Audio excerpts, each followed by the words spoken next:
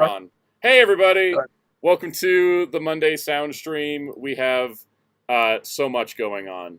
And by so much, I mean, watch us talk about Marvel vs. Capcom for an hour. Marvel's back, and we'll give you the whole rundown for all you toy people that don't pay attention to video games. I want to give a history lesson. It'll be fun. We have a heck of a lot of cool stuff this week. It's going to be pretty sick. So, Ryan, say hi. Say hi, Ryan. For you, the day Marvel vs. Capcom Flight Collection graced that Nintendo Direct was the most important day of your life. But for Capcom, it was a Tuesday. It was. For Nintendo, it was just a Direct. Kaus, yep. Jerry, what's up? How's it going? Oh, man, I'm hyped. Yeah. I don't know what to say. I mean, I don't know what to say. We're talking about video game news on this stream, which we never do. That never happens.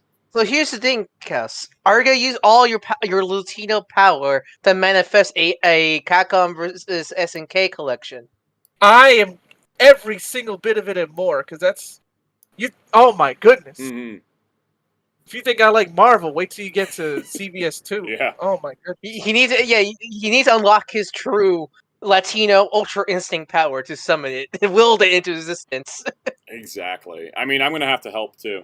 I don't have as much power, but I think I can help. I think I can help. Your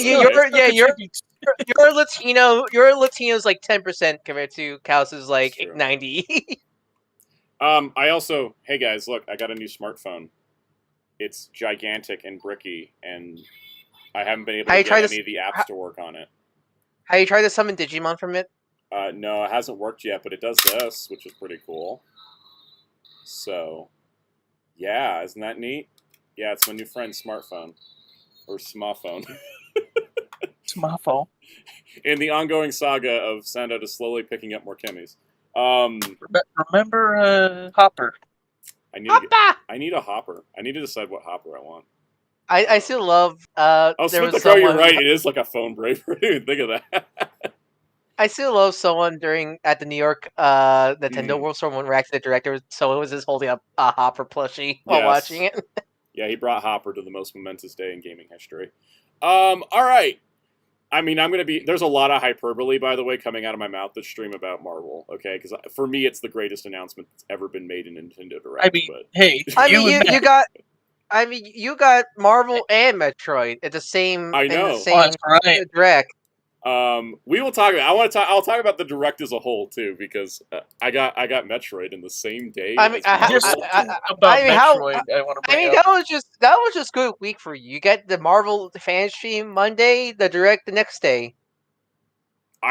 That's why I got nothing productive done last Tuesday because that Nintendo Direct had me too hyped to work on videos. I had to go play Marvel vs. Capcom on my PS3 just to get it out of my system. That's how bad it is. And thankfully, you can finally retire it once it comes out. Once we get Sonic Adventure 2, I can retire it. Yeah, exactly. All right. Remember last week, I even said, I know they're working on Prime 4 because I was personally almost brought in and kicked out from Prime 4 by Nintendo. And then, the next week, it's announced. It's coming out. There you go. Yep. Did the Yakuza Nintendo lawyers come out your door for that? Thankfully, no. Ryan, do you want to give a rundown to everybody in our chat while I prep the PSA segment? Welcome, Zelchex, MJ Klein, Master Ben, Jamie's World, Scotty Z70, Spin Dash, Falcon Sec, AJ4 Jason, Swift the Crow, Toma, Kaiju 1954, Astronaut, and If It Wartone, Donnie Waldman, Jerry Carr, Dr. Grid, and Oak Gleason. Welcome, everybody. Welcome, Kamachikachu. And welcome, Kikuchu. You know what it's time for? We're just going to jump straight to I want to get to talking to Marvel, so we're just going to kind of blow through this next segment. All right. FYI, at the top of the chat, 3 dots menu now gives you an option for Oh, wow. Oh, that's handy. Oh, cool. Oh, really? If you click the 3 dots, you can hit participants, and it actually... that's going to be helpful for the future, isn't it? Thank you, Falcon, for letting us know about that. I did not know that was a thing. That's going to save us a lot of effort. Twitch has been had. I've been wondering why YouTube just never put it. Oh, they finally did. Yeah. All right. Last week's videos. By the way, we've crossed 22.2 subscribers now. 22.2K subscribers. That made it sound like we only had like 22 and a fifth. 22.2K subscribers. Welcome, Benjamin Wiseman. We had 2 videos go up last week. There was the Sandland, Beelzebub, Rao, and Thief review. I did that because I love Sandland, and I love Sandman. Sand is great. And then we had a Blu-ray haul, which I can tell a lot of people watched, which makes me happy. Speaking of that, just a quick thoughts on the finale of the newest season of Who that just aired. From an emotional standpoint, I loved it. From a logical standpoint, I didn't want to think about it.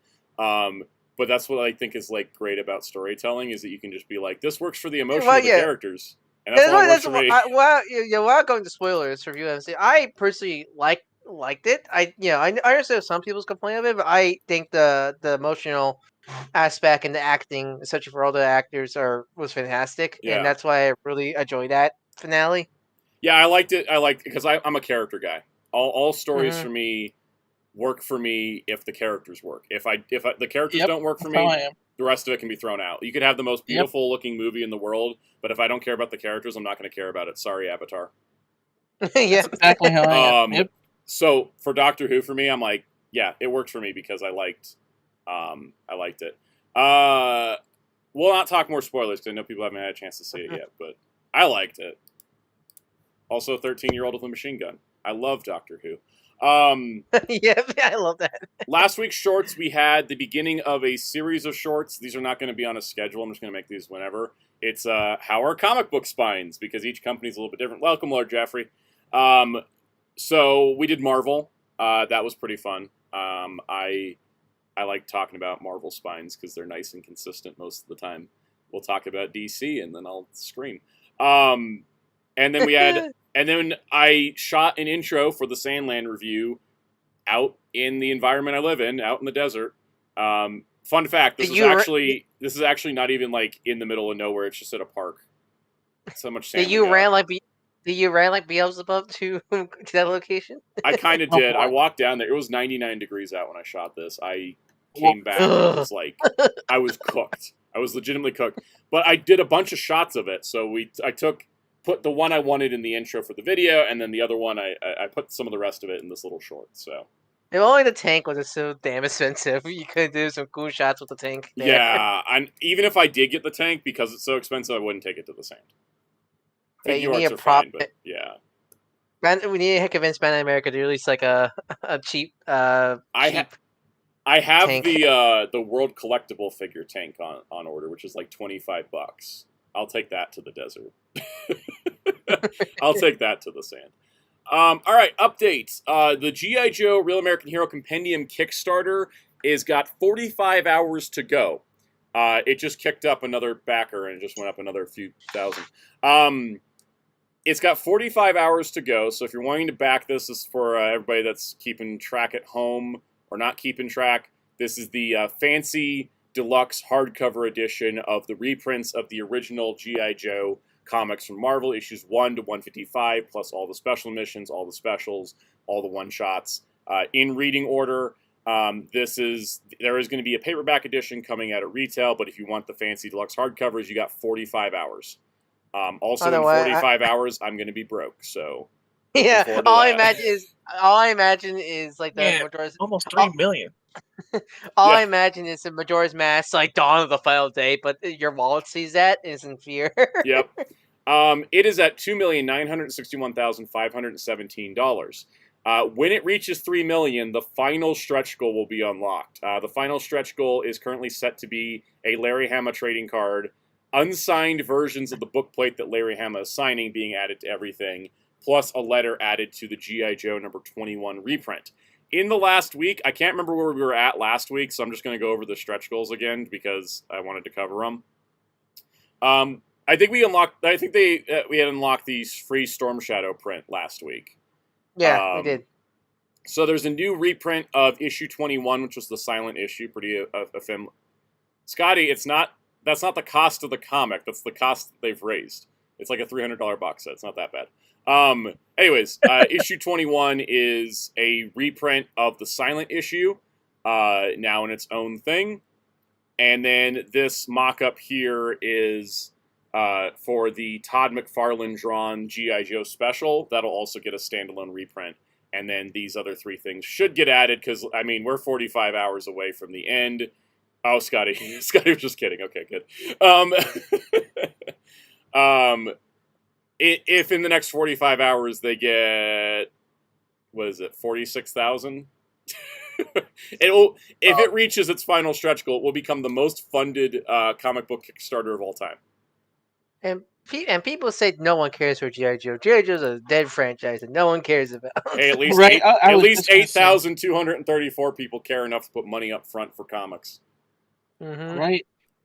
I'm still waiting for the secret tier of a classified Larry Hama figure. Yeah, I almost wonder if they'll prep it for the next one.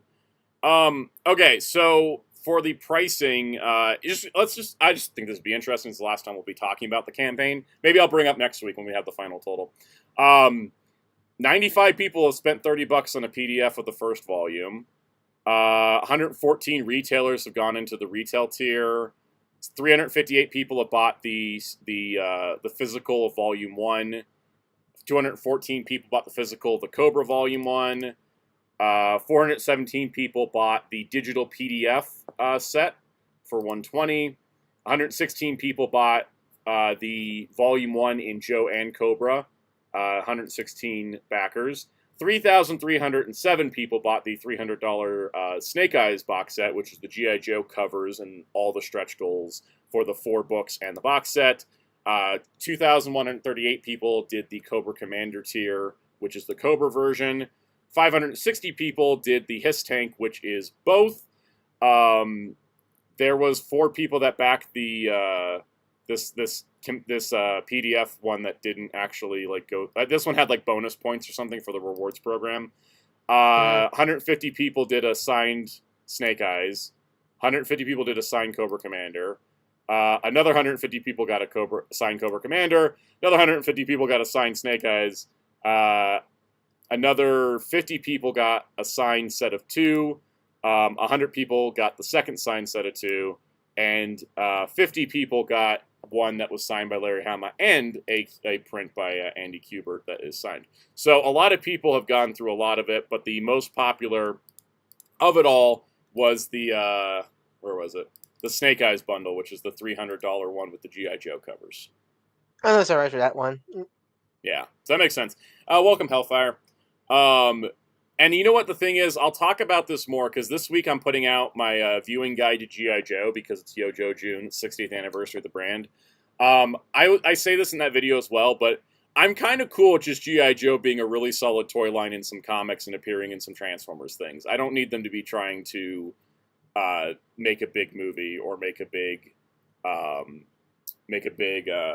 cartoon thing or something. You do have that game coming. I think it's kind of cool just running off of comics and toys at the moment. I have played the demo for that game recently with friends, and Wolf. I heard people not liking it. Yeah. It's not bad, but compared to all the other retro beat 'em up games we've been getting, it's very under budget. Is the best way to describe it. Oh. Let's say people not liking it. Let's say me and my friend did both our special attacks at the same time and crashed the game. Oh. Okay. Okay. Then. It's a it's a demo, so easily they can pat six that, but not great, not good signs. First impressions, I would say. A couple things in the chat. Infinity War Torn is doing the Snake Eyes bundle. I'm happy to hear that. Let's see. Hellfire, yes. G.I. Joe is 60, including the old Army doll line. Essentially what's going on with the other brands right now, G.I. Joe has the best anniversary of all of them. Yep. So far. I think it's because they're going low scale. They're not trying to like blow up and do a bunch of crazy stuff. They're just kind of chilling. Better to do. For me personally, because I don't know if I said this on a stream, I did get a Larry Hama signature book plate on the second round. And so I'll do a video when this thing comes in because I think that'd be fun. I mean, I think it figures when you spend hundreds of bucks, you kind of need to do a video of it to justify. I'll probably do like I did the Hiss Tank and just do an unboxing, like a formal review, but like let's just open it up and look at it, kind of thing. I think that'd be fun. So stay tuned. It's supposed to be shipping in December, but yeah, if you want in, 45 hours to go. We're probably getting that last stretch goal. Now, something that's not going as fast is the Haslab Star Wars Vintage Collection Mos Eisley Cantina. It is now 5,707 backers. It's got about 2 weeks to go. Needs 8,000 to get made. So are we at the almost lost moment yet for this thing yet, or not yet? Not yet. Almost. If that number goes backwards, then we just give up. Welcome, Santos Celine. We're not getting a giant man here with this thing. Yeah, we're not. Yeah, as long as it doesn't go backwards. Mass Radiant is waiting for the paperback version of G.I. Joe. I do recommend those paperbacks should be pretty solid. Like if you're going, it's just the hardcover addicts and the ones that want everything. Yeah, that's what I'm gonna go for because money mostly. So I'm looking forward to those. So nice part too with the Kickstarter is being able to get all 4 volumes at once. Yeah. It will take a little bit longer for the paperbacks to come out. Let's see. Hellfire says, I'm still disappointed at the Transformers Anniversary. It's for Transformers Anniversary, we don't have new Shout releases.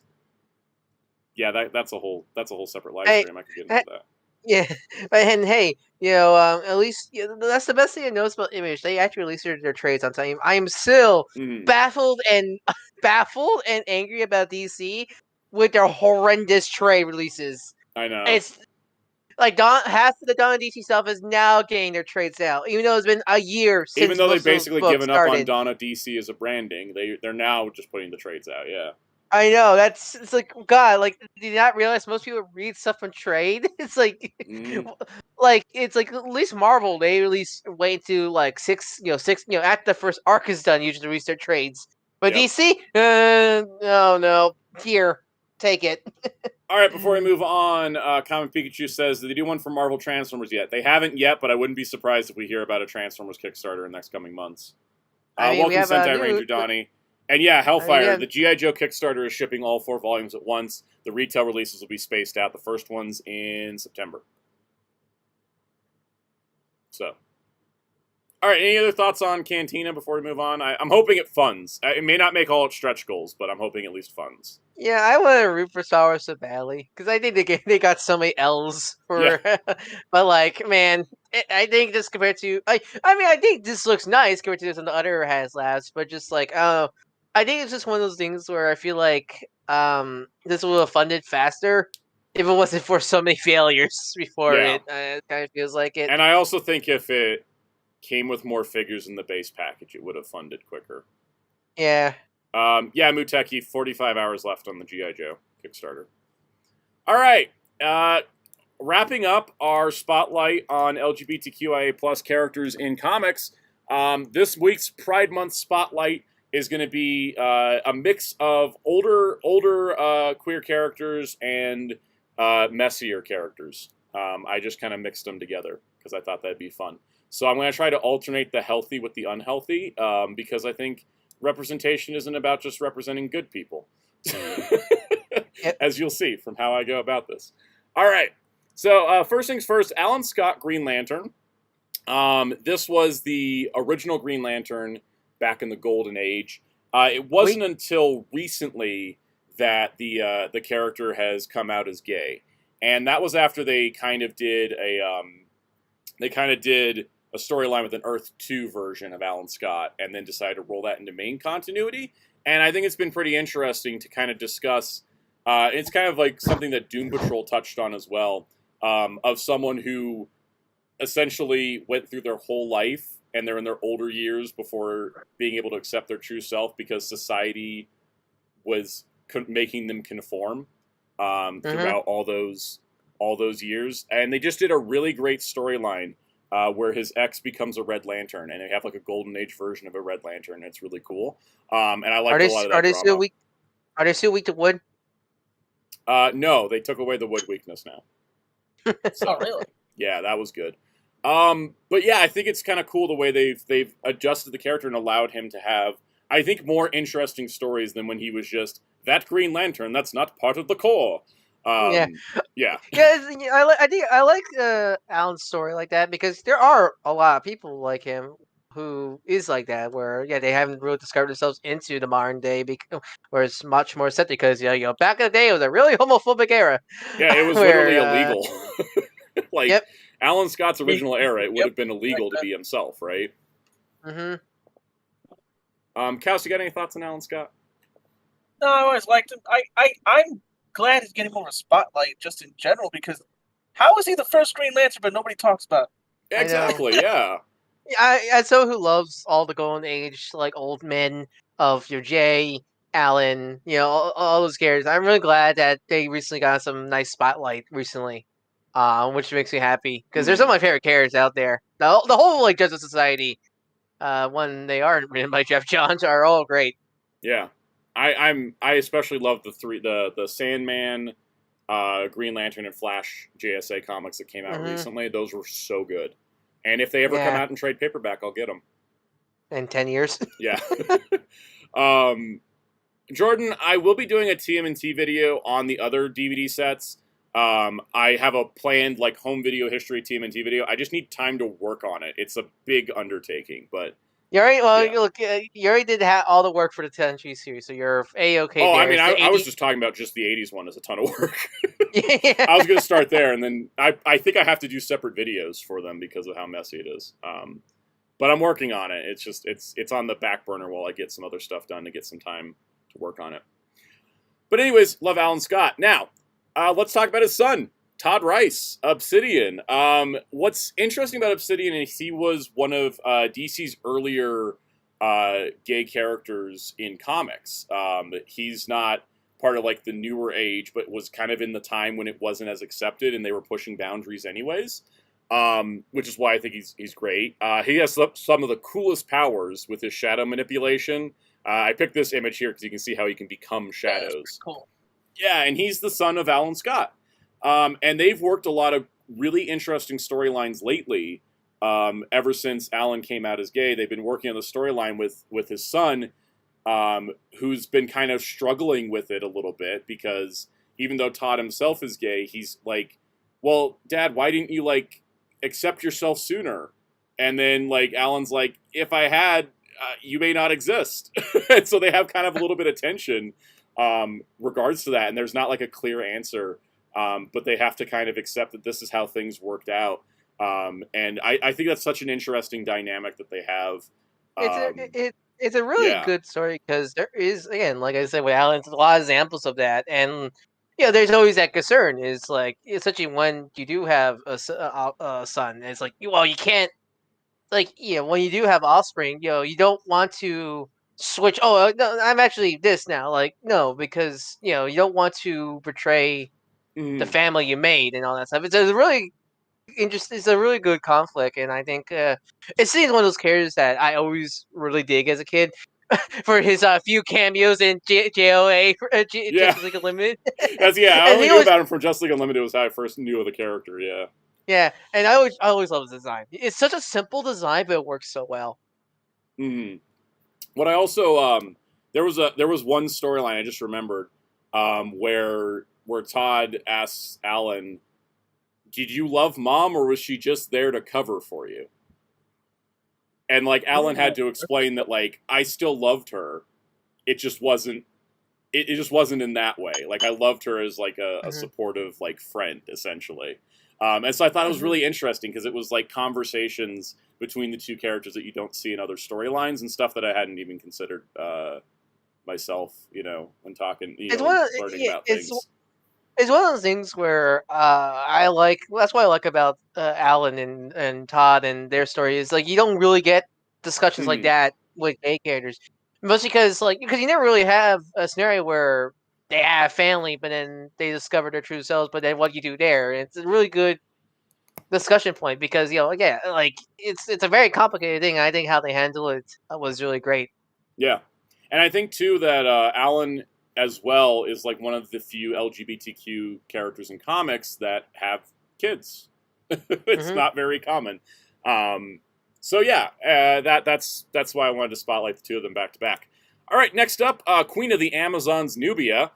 She comes from an island made up of women. So could you guess that she loves women?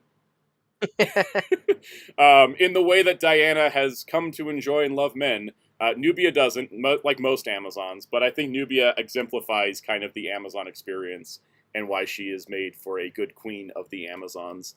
She's a character that dates back to the 70s, but DC's been giving her more spotlight in recent years, even though she recently just dropped off the face of the earth. But being the queen of Themyscira after Hippolyta, I think was really cool. Oh yeah, Master Bed, I forgot to mention Jade. Poor Jade. We'll talk about Jade at some point. Maybe we'll do like a Women's History Month, and I'll talk about Jade then. Anyways, but Nubia, I've been enjoying all the recent stuff they've done with Nubia. Kind of like she's not like the almighty good that is Wonder Woman. She is a queen of a nation, and she's going to do what's best for her nation. So I think that's pretty cool. I'd love to see more done with her, because I think she's just super awesome. I always much like Jade over Hippolyta. Nubia over Hippolyta? Yeah. Yeah. I always prefer her, because Hippolyta could be a big stick in the mud half the time. Yeah. Cal, so you do know anything about Nubia? I feel like she's lesser known.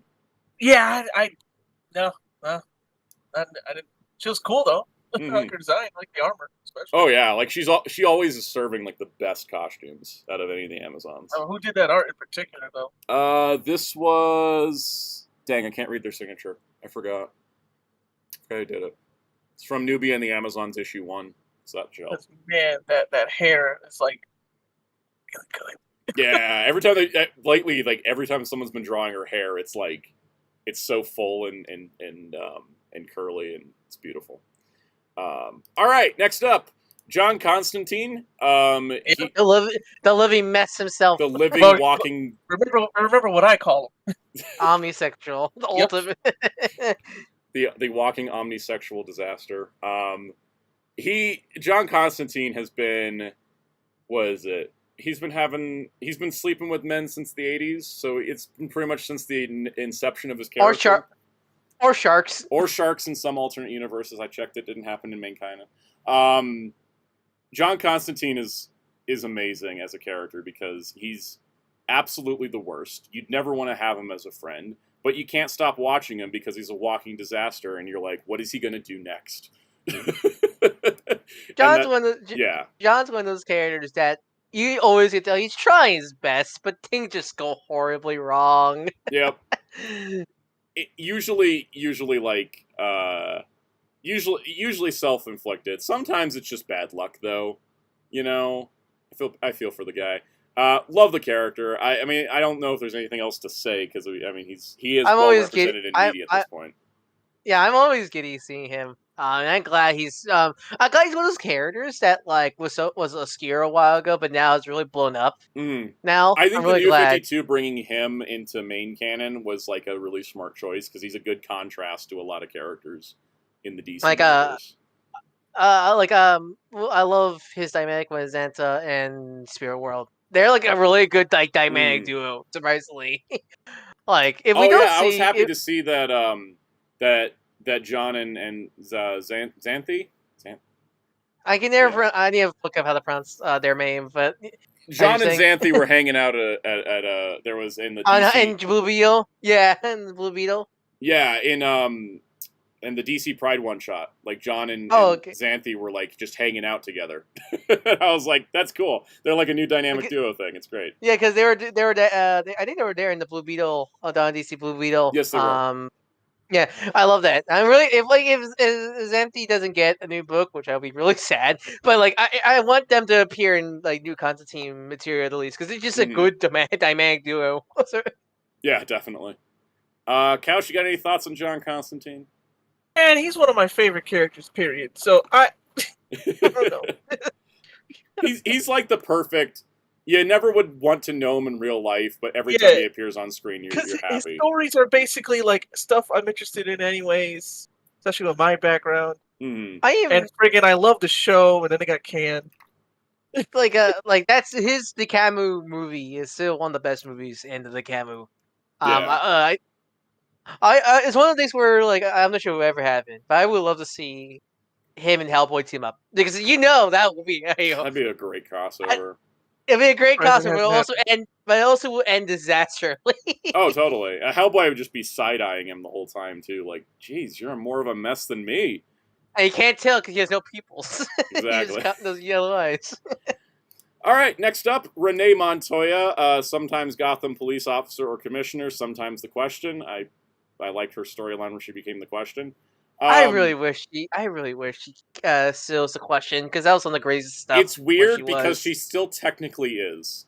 She became the commissioner of Gotham Police, and yet also was still the Question because nobody could make up their mind as to what she was going to be. But anyways, Renee Montoya debuted back in Batman the Animated Series, and then was brought forward into the comics later and developed her character. She's had on and off relations with Kate Kane, Batwoman, one of which was such a bad breakup she went into spiral disaster, lost her police job, and then ran into a guy dying from lung cancer who went by the name of Victor Zsasz and was the Question. So she ended up becoming the new Question. 52 was a great comic. If you've never read it and you're a DC fan, right, I love Question. 52. So anyways, yeah, I love Renee. She's a mess, but I appreciate her. Renee... You go, Kels. I was going to say, did they have her in the Gotham show, but she didn't get to obviously become the Question? Yeah, I think she was. She was in the Gotham show. Like, the character technically was there, but, We've never gotten to see her as the Question in an adaptation. It's one of those things where, like, you always make your Jim Gordons, and and a lot of stuff will have Bullock. It's always kind of frustrating to never have Montoya also part. Yeah. I always just feel like she should be a permanent member of the Gotham PDE when she isn't the Question. Could you imagine if the Gotham show was, instead of a buddy duo of Gordon and Bullock, it was a trio of Gordon, Bullock, and Montoya? Right? Yeah. That would be cool. That would be so cool. Being there sometimes. Mm-hmm. It's one of the things where, like, I know, Harley Quinn was more the breakout character, but I feel like a lot of people don't give Montoya enough credit. She is one of the best characters in the show, and she has one of the best highlight episodes in BTAS also.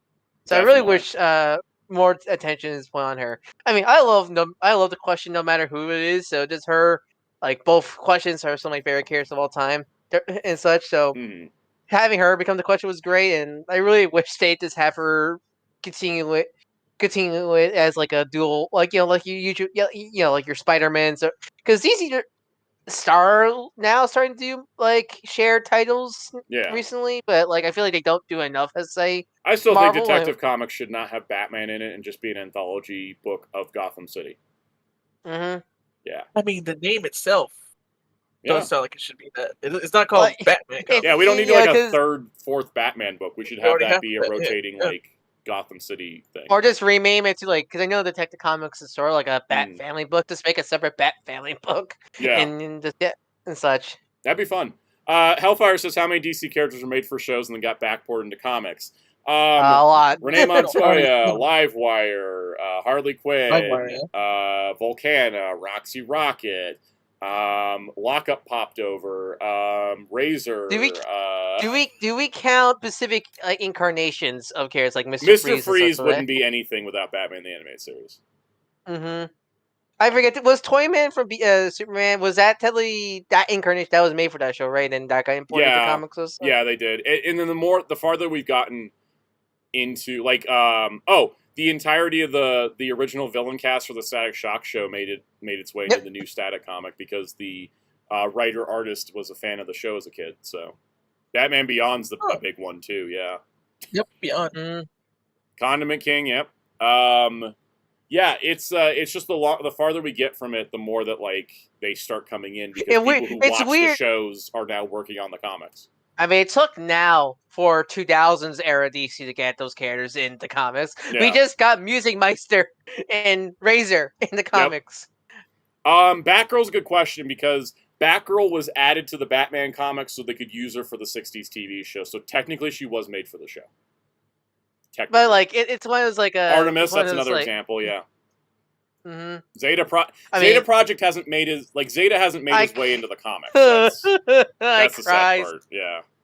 Like, it's so baffling, especially with the new Batman Beyond comic. Such as now that they finally got like a handhold of what they want Batman Beyond to be now in the comic. Just introduce their version of Zeta. You don't even do an adaptation of the.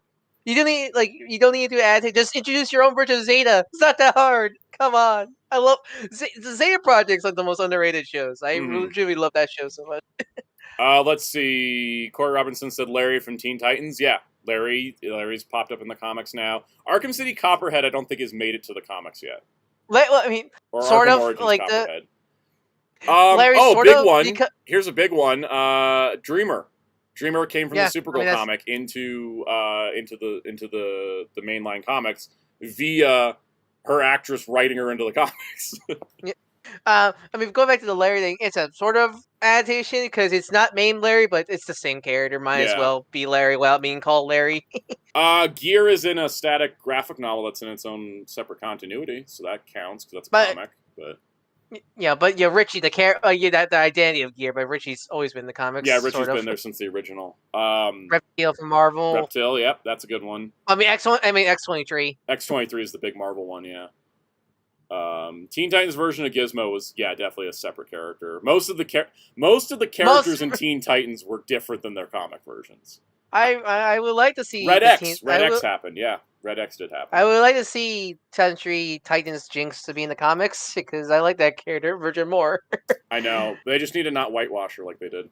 Or goth. They kind of goth washed her. It's different. Well, I mean, no, she's gray washed because I don't know what nationality Jinx in the cartoons. Yeah, I don't know what the nationality she was, but yeah, Jinx is a black woman in the comics. So, Firestar, that's another one for Marvel. All right, moving on. We got two more. Catman. Speaking of messes, Thomas Blake. Catman is a character, obscure Batman villain, essentially for a long time. Got in the hands of Gail Simone. I'm just going to point, because I don't want to feel like picking it up. The Secret Six Omnibus just came out from Gail Simone and Nicola Scott. It's so good. I love Secret Six. Secret Six is like, what if the Suicide Squad existed in the sense that the Suicide Squad are forced to do good, but the Secret Six are trying to do good?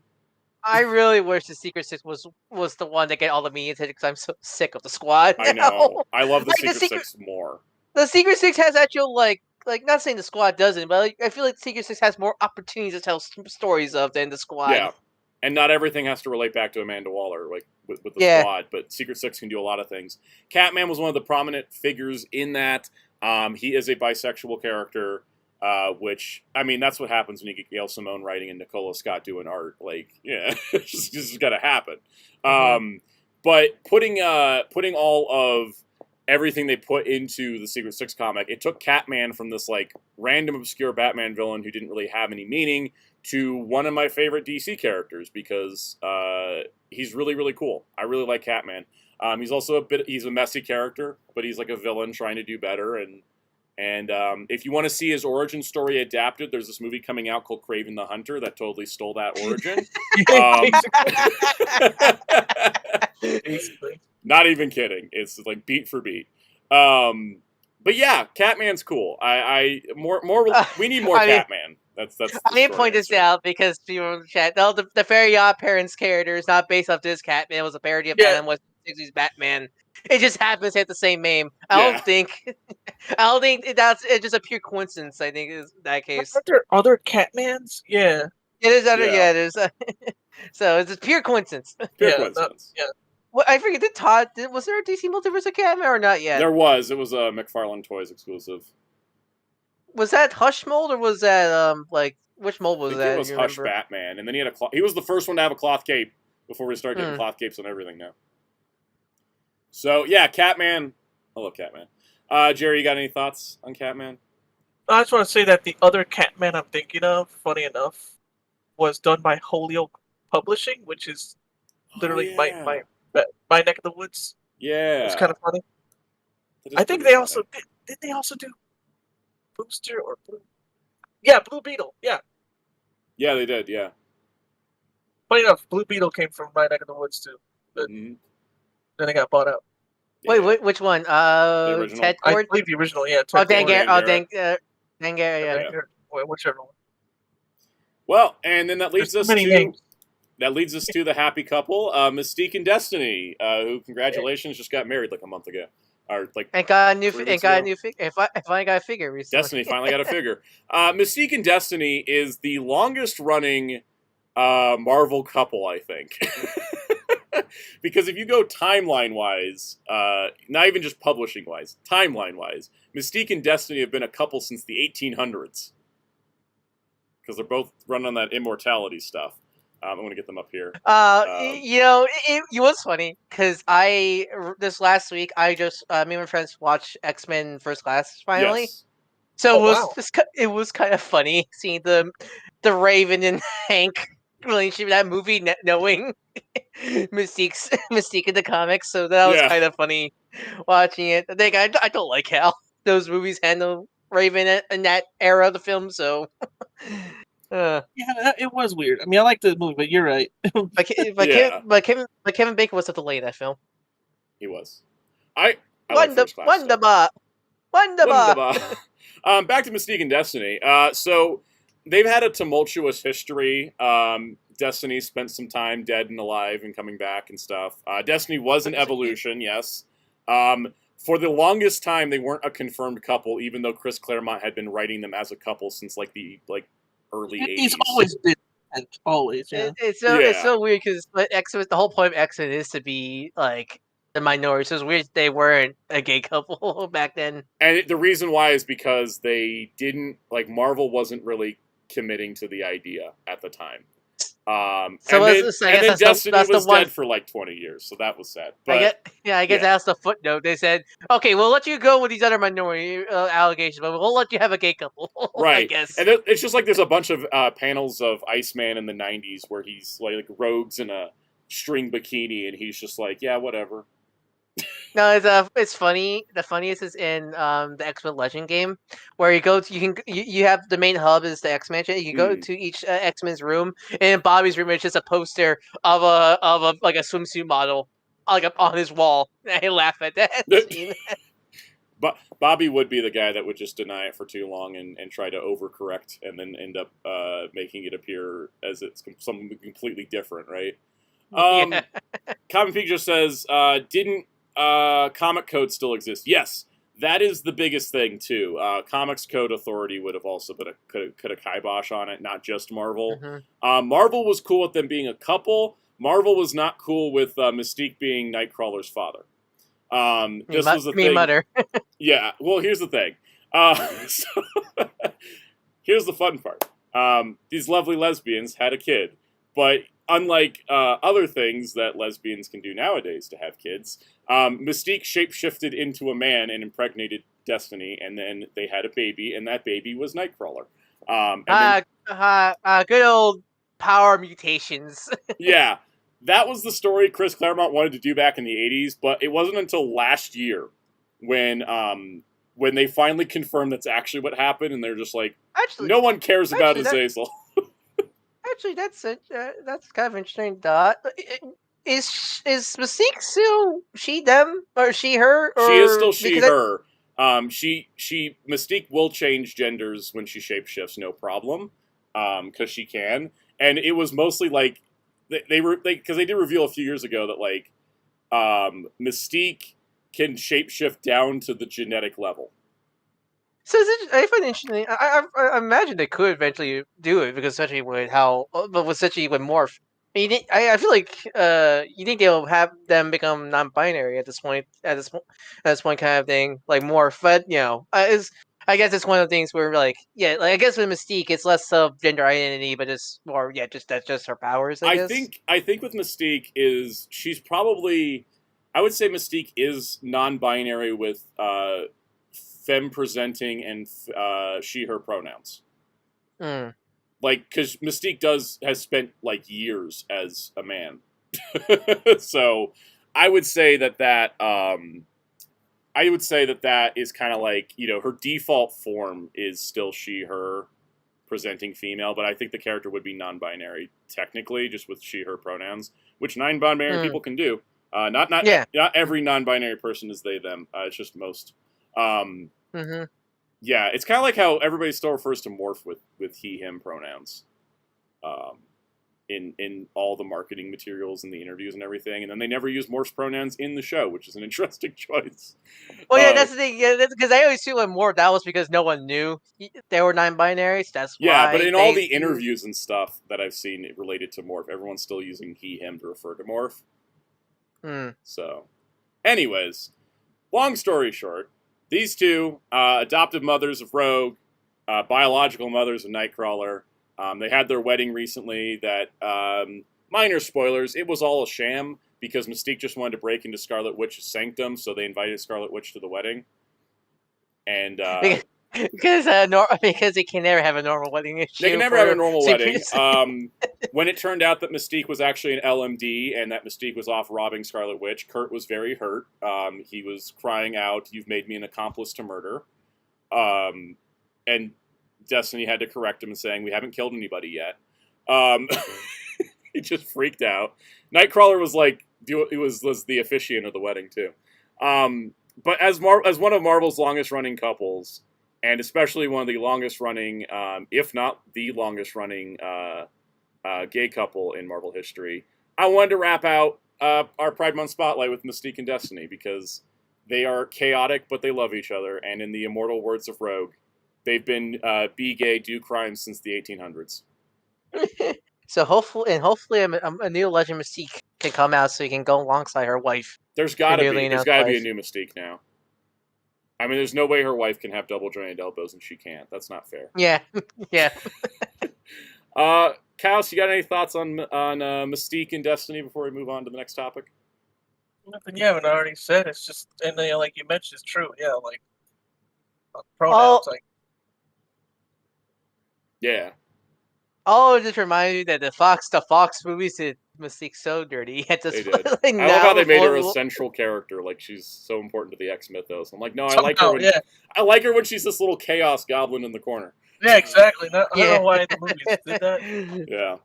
But I remember reading about that. Chris Claremont. And to the point where you could tell that Jennifer Lawrence wanted out of there so badly. Oh, you could tell. You could tell by like after she did Days of Future Past, she's like, "Why am I still here?" And then by the time Dark Phoenix rolls around, I'm just counting the minutes. I mean, you can tell by how bad the makeup is in Dark Phoenix, where you can tell she did not want to wait that No, she only got the head and hands, not the rest. The whole body. All right, it's news time, guys, and you know what that means? It's Marvel, baby. All right. All right. Where were you guys when you saw that entry point direct? I was aghast when I saw that at work while watching the direct. I was sitting on my bed at 8:30 in the morning trying not to wake up my mom and disrupt my dad at work by screaming.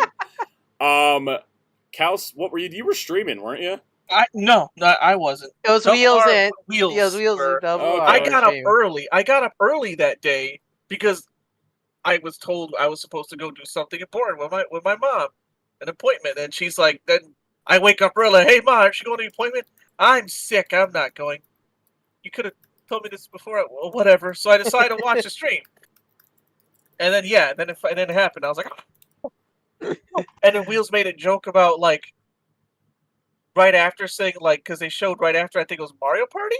Yes, that was right. Like, wait a minute, how are you gonna show this and then Mario Party? That's like going from adults only to G. I think what was funny, I was up at early because I had to take a car to. I had to take my dad. Dad asked me to drive a car to the shop to get fixed and drive him back. And so I was up early and I was like watching the direct and I was like, oh, Mario and Luigi. Okay, cool. Hey, look, headlines. Oh, RPG thing. By the way, I'm glad for that Mario Luigi game too. That Mario Luigi game was great too. Yeah. And I was like, okay, here's some RPG stuff. So I'm like, I'm gonna just go play Super Mario RPG. This is gonna be like a light direct, right? All those I'm saying I'm eating good as an RPG fan. All those RPGs look so good. Mm-hmm. I'm eating well. I was like, this all looks great, but I was like playing Super Mario RPG, and then the little thing pops up that says Capcom's gonna take you for a ride, and I just stopped, and I was like, what? And then I just start seeing them flip through Marvel game stuff. And over the course of the next 30 seconds, the Switch slips from my hands. And then I just go, no. And then I just I have to cover myself because I start shrieking as I'm seeing like the Marvel superheroes screen because I love Marvel superheroes. It's like one of my favorite games ever. and I was like, I have to not scream at the top of my lungs right now. I would have probably made a similar sound to what Max made. Nothing will top Maximilian Dude's reaction to it. It's a legendary reaction to this collection. It was beautiful. And then afterwards, there was a Mario Party trailer, and it wasn't till later when I was like showing my parents like clips from the Nintendo Direct. I'm like, oh, when did they announce a Mario Party? I was just blacked out. I mean, exactly. I gotta say that like it was incredible, and I'm so glad I watched it live. It wouldn't have been the same if I watched it later. I think it was really smart for Capcom to give Nintendo this as their headline, because I think how Nintendo Directs work is Nintendo will go through all their like third-party companies they work for and ask, "Hey, do you have anything we can show for the Direct?" And Capcom gave them this, and I think it was really smart because most people watch Nintendo's Direct, so this was a very big announcement. It's also the first time Marvel vs. Capcom has been on a Nintendo console. On a Nintendo console, yeah, it's never happened before. And Spindash says Nintendo's the absolute kings at framing and structuring a Direct. Yeah, because the thing is that like it wasn't like they were like, oh, and now here a big announcement. It was just like RPG, Hello Kitty, RPG, and I was like, what? What do you mean this like followed up? Like it was just it caught us off guard. Also because for us hardcore Marvel vs. Capcom fans, we thought this was impossible. Yeah, exactly. Maximilian Dude did his free MVC2 movement back in 2021, I want to say. Mm-hmm. So, and that got trending. That went big. And, of course, stuff like this, these kind of collections do take a while because, licensing and all that stuff. So, I imagine that made a big splash that Capcom or Marvel took notes and probably had the discussion together. I wonder if they had the discussion, but you know what I think ramped up the release of this? X-Men 97. Mm-hmm. Oh, definitely. That's like the big, like, final, like, yeah, we're definitely doing this, I imagine. Mm-hmm. Yeah, Oakley says, Max is super plugged in this area of the industry, and as far as he knew, this was impossible. Yeah, if you go on Maximilian Dude's channel on YouTube, he has a great video going over the history of, like, why this is essentially, like, seemingly impossible. Because we did get and he said, arcade. And he did say, there was an arcade 1-up, but he said that's a toy license. That's not a video game license. Yeah. Those are they're expensive toys, but like they are not toys. Yep. And those are machines that are purpose built around to work off those ROMs, as opposed to having to make them work on consoles. Mm-hmm. Which, as Callus and I know from playing Fightcade last Friday, it's not easy to emulate these things. Yeah, Maximilian made a good point in one of his MVC videos where. Yes, you can emulate these games, but not everyone knows how to emulate. I think some people even if you know how to emulate like I do, it does not work for me. Fightcade does not work for me consistently. Yeah, because you have a Mac. Mm-hmm. Yep. But the game, so this is going to be a collection on Switch, PS4, and Steam. This is the first thing related to... Oh, yeah, Oakley, that's right. First 3D Capcom fighting game to be emulated. It's the first Naomi game. MVC2. You know, it's a 2D fighting game. It's on a 3D engine. Yes, because the backgrounds are 3D. Look at the backgrounds. Yep. Yeah. Which makes you pray because they did clarify this is the next entry in the Capcom Fighting Collection series on the website. Yes. Because the first one was the one with Darkstalkers, right? If you go all the way down here to the bottom, it's got the Fighting Collection series with the Capcom so it makes you pray the guy will get a 3D fighting game collection of like Rival Schools, Starguide. Because I love those Capcom games. I love the. I would love Power Stone. Mm-hmm. Star Gladiator is one of my favorite underrated Capcom fighters. It's just Capcom Star Wars, and I love it so much. They literally have a not Chewbacca and Darth Vader in that game. I love it. Hellfire says apparently the framework makes it so it can't work on Xbox One or PS5. I think a PS5 version is pointless because what is a PS5 version of a game to a PS4 besides looks better, right? Like you can just play your PS4 version on the PS5. I don't know what's up with the Xbox thing. I don't know why it's not on there at all. Apparently, Microsoft is apparently just a pain to work with in terms of getting your game on their system. Apparently, so I won't be surprised. Well, I have heard that. Yep. I won't be surprised though if it comes to Xbox eventually. Yeah. So for people who have not seen this, the games included are X-Men: Children of Adam. Should we talk about each game one by one? Just a little bit. Yep. All right, I'm gonna click on the website. By the way, this Marvel vs. Capcom website's probably going to kill the stream, but it's beautiful. Let's look at it. So, first up, the 1994 X-Men Children of the Atom, which is the first Marvel fighting game from Capcom. I love this game. Look at this roster. This roster is incredible. It's so 90s. It's Wolverine, Cyclops, Psylocke, Storm, Iceman, Colossus, Spiral, Silver Samurai, Omega Red, Sentinel, Juggernaut, Akuma, and Magneto. What's really cool about this collection is because all these games have secret characters, and they're making them playable officially. Because before you had to ROM hack them to play as them, here they're making it fully playable, which is so cool. I love that. Yeah, so you can play as Juggernaut and Magneto. My favorite feature in the whole collection: screen flashing can now be reduced. You have the option of saving your eyes. Yeah. And as Jeremy Carr said, don't forget to like the stream, subscribe, and share. Yes, please. Thank you. Yep. We're talking about Marvel, baby. You and me, Soundout, do not suffer from epilepsy, but it's still annoying. Yes, it absolutely is. And here's the other cool part, too.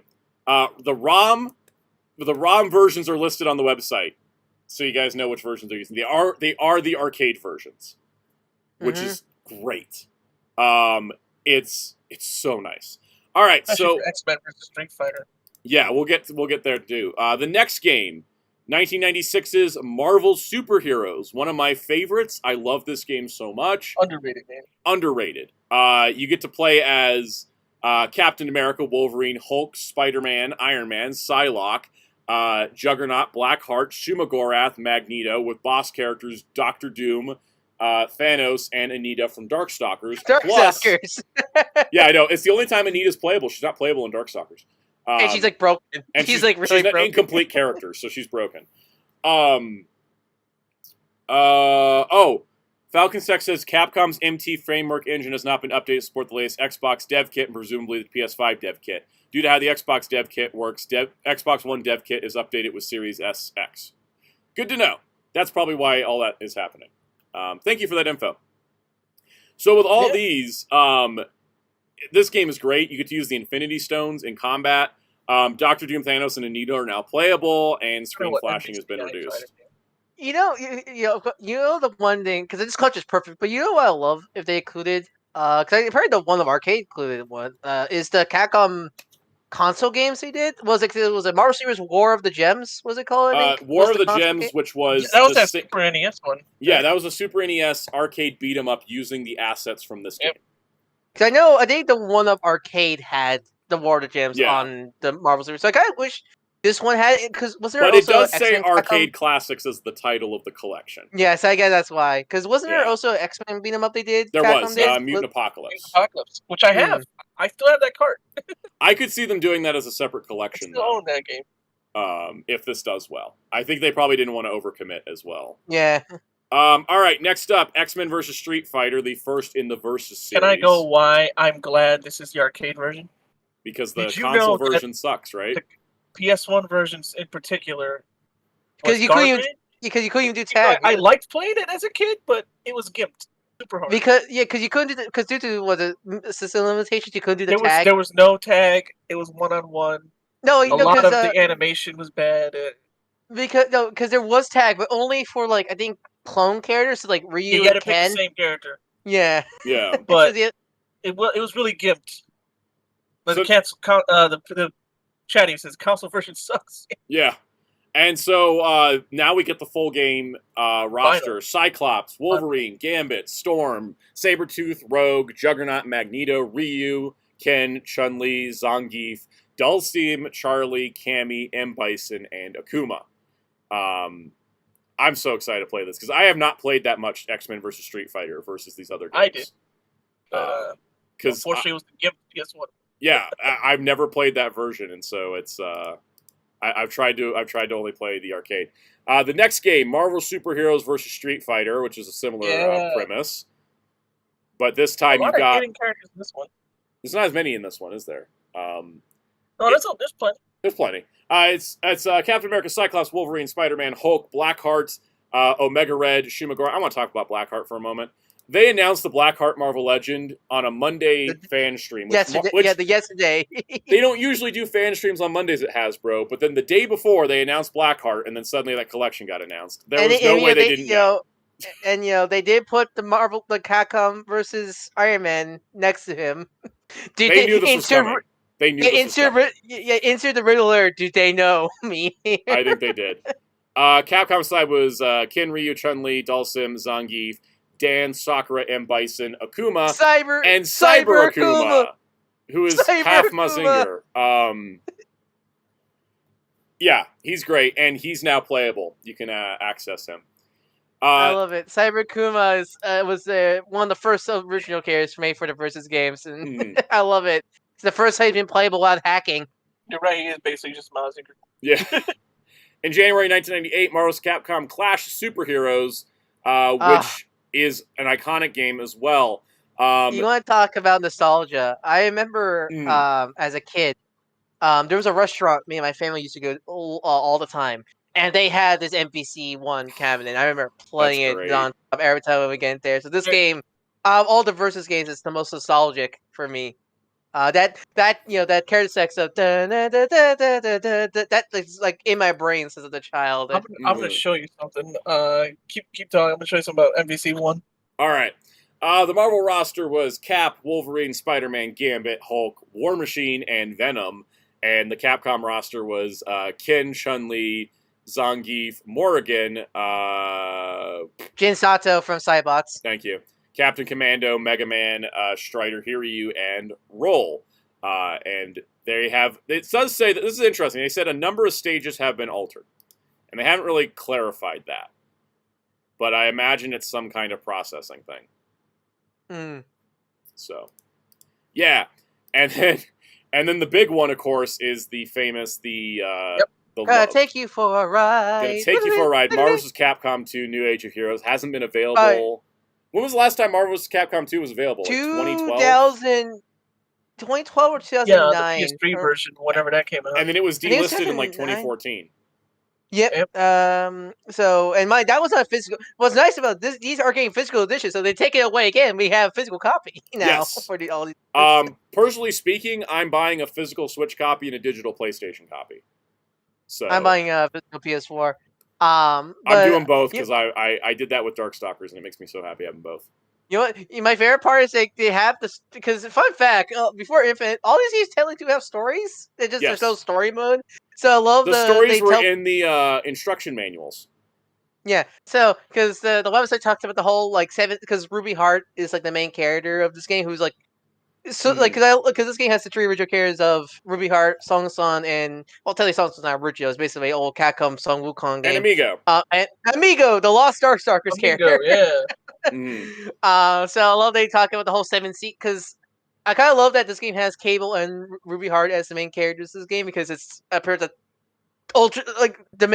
time dimensional disaster game plot, which I love. And the fun part is because this collection is also going to have gallery features, you can actually read the story that was only in the Japanese manual. Spin Dash says the PS360 version was a port of the Dreamcast. So this is the first time the arcade ROM is making its way out. Okay, yeah, and they altered they altered that port to make it widescreen. This is 16 by 9. I remember that. Yeah, this is back to the original. I've been doing all the rosters. I know this is 56 characters. Bear with me. Let's go. Here we go. Cable, Marrow, Captain America, Cyclops, Wolverine, Boneclaw Wolverine, Spider-Man, Hulk, Iron Man, Iceman, War Machine, Gambit, Rogue, Colossus, Psylocke, Storm, Silver Samurai, Sabretooth, Juggernaut, Shumagoras, Spiral, Blackheart, Venom, Sentinel, Doctor Doom, Omega Red, Thanos, Magneto, Ruby Heart, Amigo, Son, Ryu, Ken, Chun-Li, Guile, Zangief, Dhalsim, Charlie, Sakura, Dan, Cammy, M. Bison, Akuma, I forgot her name, Jill Valentine for Resident Jen, Evil. Strider Hiryu, Hayato, Mega Man, Roll, Trombone, Servbot, BB Hood, Felicia, Morrigan, Captain Commando, and Anakaris. It is basically like every character that was in the previous games plus more. Yep. A lot of very people mention too. I love how you can really tell what era both Capcom and Marvel are from, because a lot of their big franchises aren't here. Or for Marvel, half is X-Men. By the way, I have always loved this color scheme of Rogue.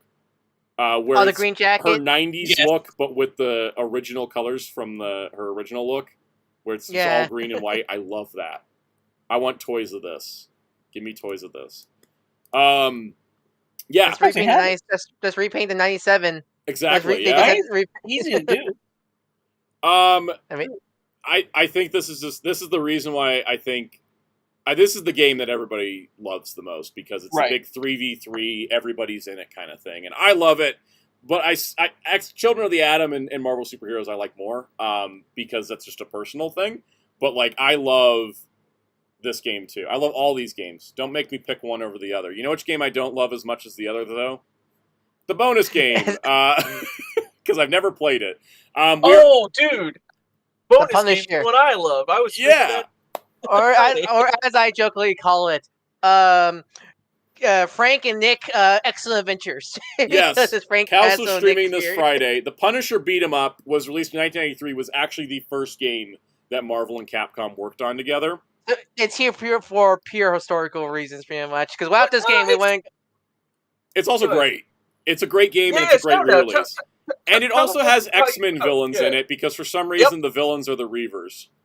X-Men was so much Marvel in the 90s, right? Again, I just call this game. I just call this game Frank Castle, Nick Fury, Excellent Adventure, because it's I just want all cares to team up with the Punishers for Nick Fury. Tell them what you thought of the game when you saw me play it.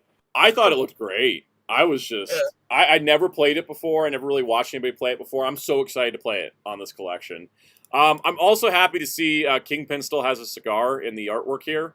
So they're not changing that. I do love, my favorite thing about this collection coming out is all the handshake Ryu and Cyclops art, because that handshake is legendary. And I love all the sudden Spidey and Morgan artwork. My feed's been all Spider-Man and Morgan for the last week. Now, other features of this collection: there will be online play for all the games with rollback netcode. You will get casual matches, ranked matches, and custom matches. You have custom lobby options. Punisher will have online co-op and spectating. There will be a high score challenge for the games, which is cool. There's no crossplay supported, because I think there's some compatibility issues regardless. It's Nintendo. I think it's Nintendo. That's probably the reason why. Yeah. There will be a training mode that lets you see the hitboxes. Nice. Yeah, I saw that in the trailer. Plus the damage. You can set the dummy behavior. You can do other things that it's taking forever to scroll to. There's other training options. You can even put in network delay. Hellfire rollback netcode is essentially it's to level out everybody's playing experience. Instead of like everybody's like, there's just like, I'm just gonna try to layman's terms this. Say that you have 3 bars and the person you're playing against has 2 bars. So what rollback netcode will do is roll you down to 2 so that you're on the same field, so there's no lag. Right. Mm-hmm. That's how it's a much better, smoother gaming experience. Which it used to be, which was delay based. When it was delay based, it would try to like slow whoever was faster or whatnot. But rollback essentially just rolls back everybody down to the same level. I'll never forget playing Tokusatsu for the Capcom Online back in the day, and oh man, the chug, chug in that game. Oh my god! SSJ4 Jason said, "Wait, no, UMVC 3. Marvel's Capcom 3 is still purchasable on PlayStation. I think it's still like $40, right? Yeah, but it goes on sale. It goes on sale a lot. It's still available, which is good. It's not in this collection because I think that would overvalue the collection. This collection sells for $50 USD. So also that's a pure 3D game. Also, it's a pure 3D game. There's probably not room to include it in this collection. And as Spindash said, technically not an arcade game, which is those arcade games. They also have the original marquee cards included in the gallery, which includes like how to do the supers, and this would be like what was printed on the arcade lineup, which is great. And then there is some quality of life features. You can use display filters to change how you want it to look. You can hop in and out with the quick save options. It's just like the Darkstalkers collection. And there are challenges for playing the games as well.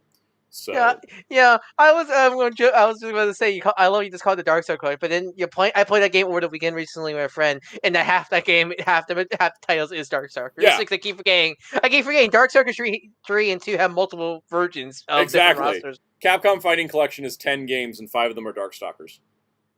Mm-hmm. That's why it's the Darkstalkers collection. I see what Cal's put in the chat. Oh, hi, Karan. That's Marvel versus Street Fighter. Yes, that was supposed to be Karin's debut, but they decided not to do it. Which game? I forget. Was it NBC One that had the new? Was it Evil Sakura of Sakura using the hot? Yeah, which is so funny to see.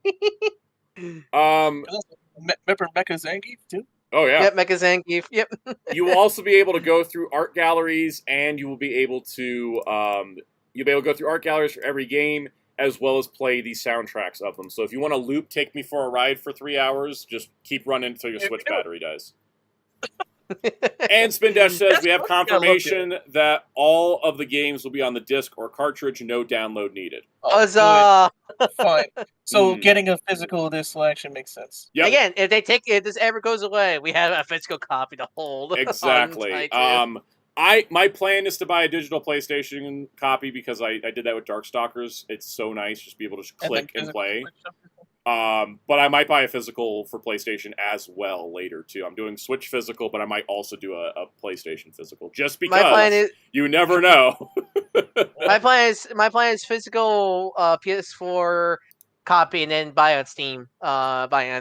Eventually. That's my plan. That's a smart plan. I think for most people I've seen, most people are buying 2 copies. They want to make sure we have this game. Hey, I mean, as some people are serious about this one, Capcom?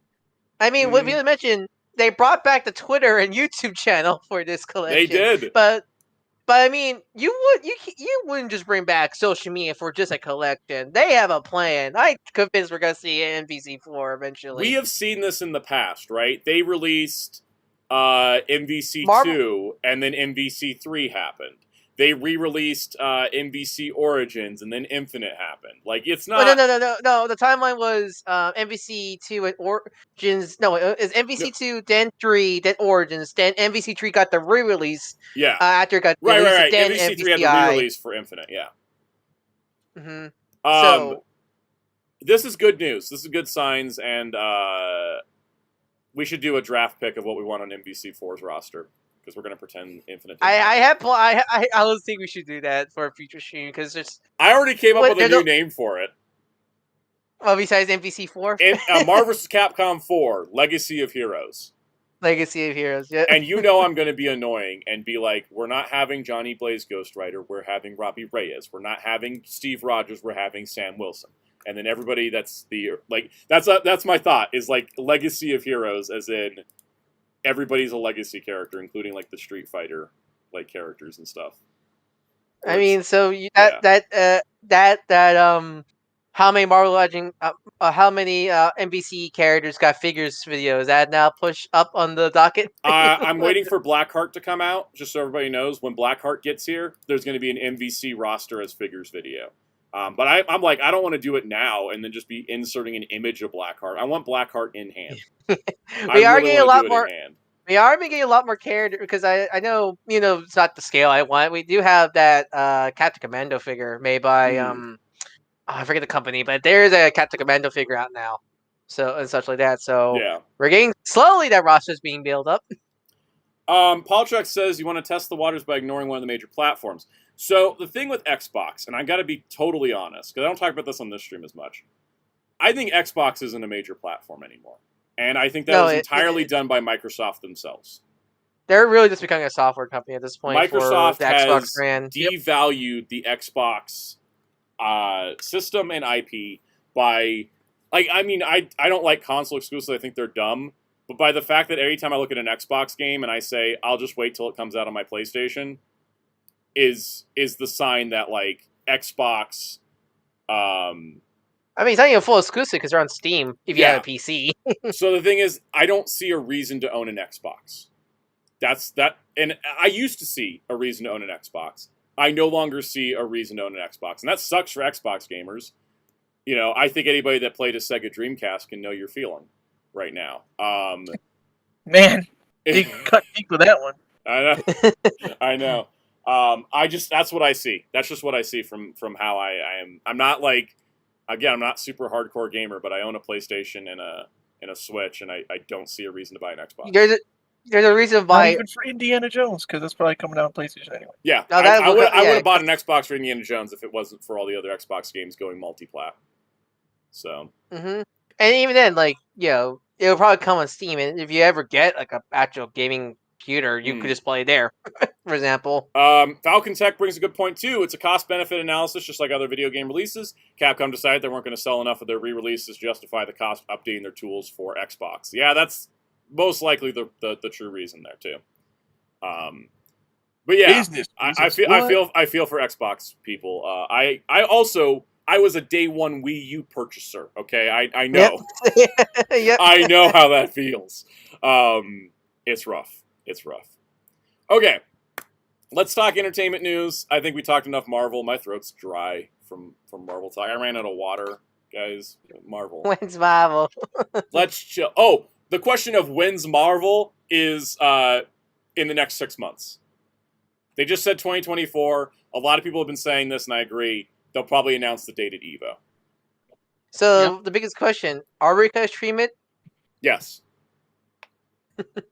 Maybe the only game I streamed this year. I don't know. Besides the Power Rangers one? Oh yeah, the Power Rangers one. Yeah. We're still streaming the Power Rangers one. But we're going to be streaming more vs. Capcom on this channel. You should make it. You should make it like members. Like if you're a member, you could join in like the lobby with us to fight with us. That would be a good way of managing the lobby for sure. We're going to do stuff. Maybe we'll stream Sparking Zero too. Yeah, Sparking Zero was my most anticipated game of the year, and then Marvel took over. I know I have Prodigy up there, and I need to get back to this. Also, I was going to mention, there was more Nintendo Direct. We talked about Marvel so much. I can't wait for Metroid Prime 4. I'm super hyped. I can't wait for that Switch 2 launch title. That looks too good to be a Switch game. It's got to be. It's going to be I think it's going to be a cross generation game. Yeah, that's what I think. Breath of the Wild or Twilight Princess. It's definitely not a Switch exclusive with looking that good. Mm-hmm. And to all the people that I have told people for years, Metroid Prime Hunters and Federation Force are important to the canon of Metroid Prime, and I was finally proven right by Silex being in the Metroid Prime 4 trailer. Yeah, you had to explain him to the rest of us. It's not even just Silencer for Hunter, but the Metroids he had behind him, that came from Federation Force post-credits scene. That game is canon. Yep, both of those are canon. Welcome, Satargos. Metroid Prime 4 looks amazing. So we'll see. Peacemaker says Digital Foundry's pointed out it's in line with the Prime 1 remaster. I would honestly think that the other reason I think it's a Switch 2 game, and probably multi-plat as well, but like Switch 2, I think, or cross-gen, I think was with Switch 2 was that they restarted development, and then were like, they kind of restarted again a few years ago. I think I know that was when they made the switch of, it's going to be on Switch 2. Because we do know the console's coming they're announcing the console before March of next year. I think it's coming next year. It would make sense to launch Metroid. They basically said that we're gonna. There won't be any Switch 2 announcements at this direct, but there will be a later specific presentation video, like when the Switch got revealed. And all they said about Metroid Prime is they said, "Look at this upcoming game." They didn't say what platform it was on. Mm-hmm. They said it for every other game, not that one. Yeah, it didn't have the Switch thing though. Well, it had the Switch logo. It did have the Switch logo on the top right when the logo appeared, but that's it. And that's it. It's not only going to be on Switch. Metroid Prime. Oh, Sutargo saw filming James Gunn's Superman. That's too cool. Anyways, I am super excited for Metroid Prime 4. I'm so excited for Capcom. I'm so excited for Sparking Zero. I'm excited for that Power Rangers game. There's another game Shadow Generations. This is I'm having a year. I'm having a good year. I already had the Sandland game earlier, so I'm chilling. I think if Comic-Con announces Robbie's alive again, I think you're just gonna ascend to the heavens. Probably. if Marvel Legends announces a Robbie Reyes Marvel Legend at their Comic-Con panel, I'm just gonna go live like right after. I'm just gonna let you guys know. We're just gonna go live and we're just gonna chat. Whatever day that is. And maybe it's in the middle of a Saturday. I'm just like, and we're live. I'm just gonna get me and Kev just get like Ghostbusters alarm on our exactly. Yeah. Like for you to call us. Exactly. All right. Entertainment news. Star Trek Prodigy Season 2 comes out July 1st on Netflix. All 20 episodes are dropping, and they released a trailer, and I saw absolutely nobody talking about it. Yeah, because I didn't realize there was a trailer drop because like the marketing's that bad. Like I had kind of predicted, they're just kind of dropping the show. I don't think there's gonna be anything else going on with it. I mean, hell, like, at least I saw Earthspark. I saw people talk about Earthspark Season 2's teaser when that came out, but no one. It does help that the Transformers fandom is obnoxiously loud. Yeah. Yeah, anyways, the show, Oakley's like, I thought the show was canceled. It was. They canceled it, and then they sold Season 2 exclusively to Netflix.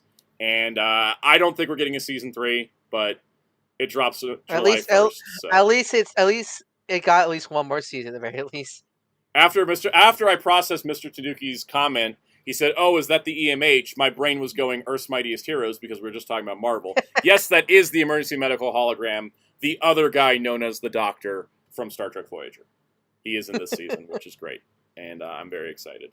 So I'm looking forward to Prodigy. I just want to let everybody know it's coming out soon, and there's a trailer. So we're do better marketing than Paramount or Netflix or whoever's in charge here. Speaking of poor marketing, we got the cast announcement for Batman Caped Crusader through a very strange video where the voice of Batman for the series, Hamash Linklater, just read the names in a very flat tone. Weird, like narrator flat tone, yeah. Yeah. I think that it didn't help either because I feel like something happened to the equipment in that recording because it sounds so staticky or like echoey. It's like, what happened here? I don't know what's going on. This show's marketing campaign is very bizarre.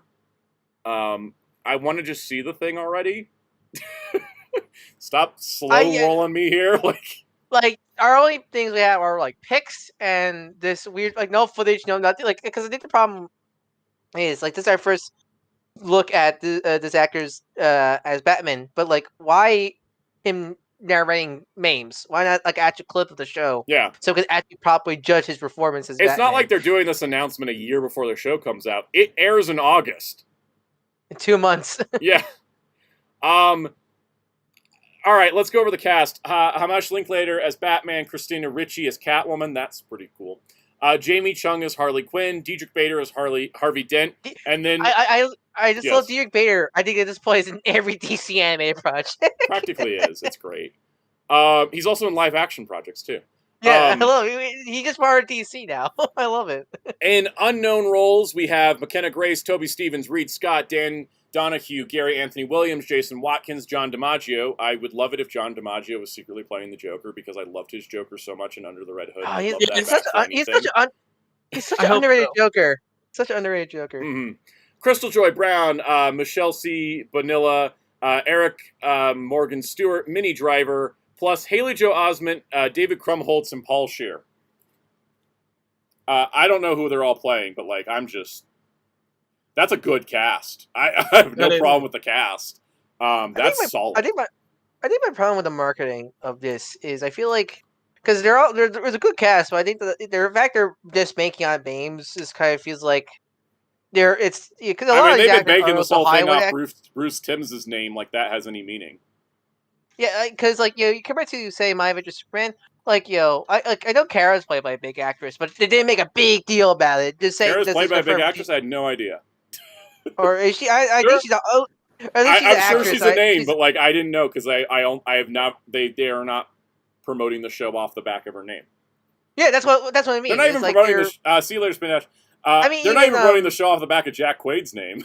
Yeah, that's what I mean. Jack Quaid because I've met him and he's boy. Yeah, that's what I mean. They have Hollywood people or at least big actors in My Adventure Superman, but they don't advertise it like, oh, look at all the actors we had. No, they just advertise Blank and So's playing the character, and like a post, and an episode comes out. I think like my that. problem too is that we have cast, but we only have 4 confirmed characters, and the rest is just names.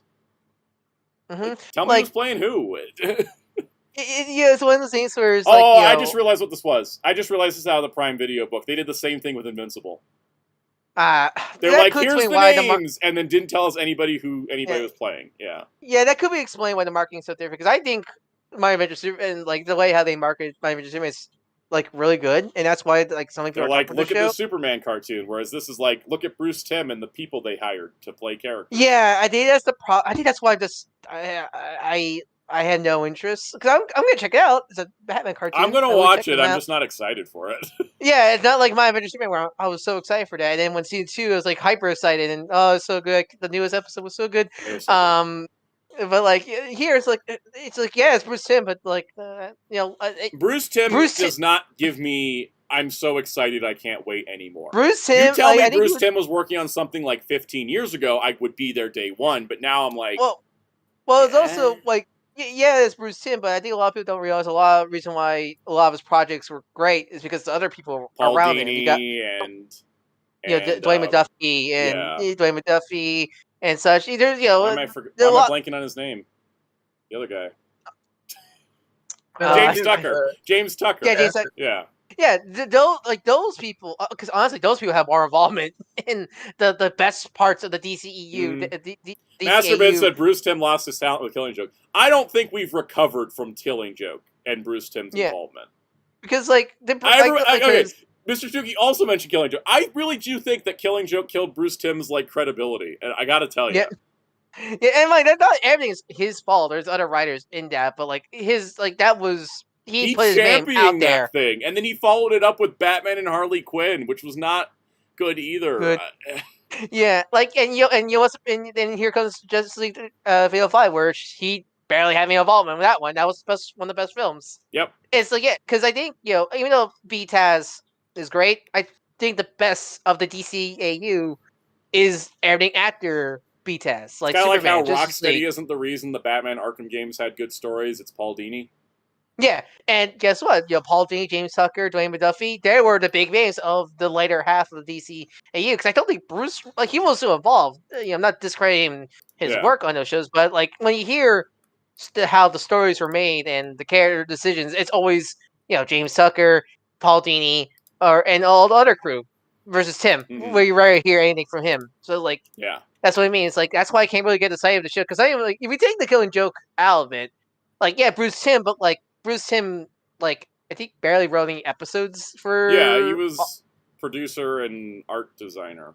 Yeah, that's it. Yeah. And so, I'm not really confident in that. Now, speaking of names, I wanted to end this positively. Here's confirmed writers that are on the show. Some of the writers that are on the show: Ed Brubaker, Greg Rucka, Mark Bernardin, and J.M. DeMatteis. These are comic people that are working on the show. This is the only thing I am latching onto with excitement.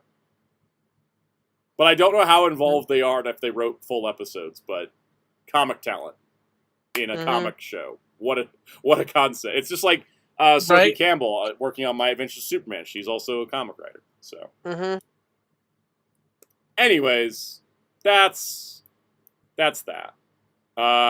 More to come when the show comes out or a trailer comes out. Can we get a trailer? That'd be nice. An actual trailer, exactly. Comic-Con, probably a Comic-Con trailer. All right, we have another voice actor for the Ultraman Arc voice cast. It is Christopher Wekamp is playing Ultraman Arc. I think I don't think we ever got confirmation if Ultraman Arc was going to talk at all. I must remember. We got a Japanese voice actor for him, so yeah, we did. Okay, I might have missed that news, but it's nice to see another talking Ultra again, because it's been a bit. I mean, there was Blazar, but he was Monk, he was Caveman. Yep. It was nice to see. It's nice to see an Ultra talking again. It's been a little bit. Speaking of Ultraman, the next news is big because we got layers upon layers. You guys ready for layers? I love layers. They're like onions and ogres. Oh boy, I knew you were doing that. I know. As soon as I said onions, I was like ogres. As soon as I said layers, I was thinking ogres. Yeah, exactly. Yeah. Same. No, I know. Layers. I know what's wrong. I knew he was doing it. It's all good. Okay. let's go to it. So, Mill Creek announces Ultraman Taiga, the complete series, and Ultraman Taiga, the movie New Generation Climax, coming to Blu-ray and digital this summer. Here is a cover you may or may not be able to get. More on that in a moment. It's back. We're insert Agent Stone for Sonic 2. We're back. We're back. July 30th will be a Blu-ray release of Ultraman Taiga. Supposedly, the slipcover is exclusive to buying it at Comic-Con. Oh, so we'll see if that actually turns out to be true, because I only trust Mill Creek stuff halfway. Smith the Crow says, when's Ultraman artwork not final? That was the precursor form to Ultraman Taiga. That's his base form that he evolved from. Yeah, for a while, Discount just had Ultraman artwork not final. What's nice is, well, the reason why I'm glad is because it looks, because we have two covers. The non-slipcase cover matches to other slipcases, unlike before. So sadly, we won't get like the cool inner art, but at least if they not get some slipcases, at least they match to other previous slipcases at the very least, with the whole banner on the side and everything, the spine. So I'm glad for that. Like, at least it was super consistent, even if it's gonna be like not centered aligned right because it's no slipcase. Yeah, but at least we'll have the consistent spine. The good part, the interesting part is it's 4 discs, not 5. Not sure why that is.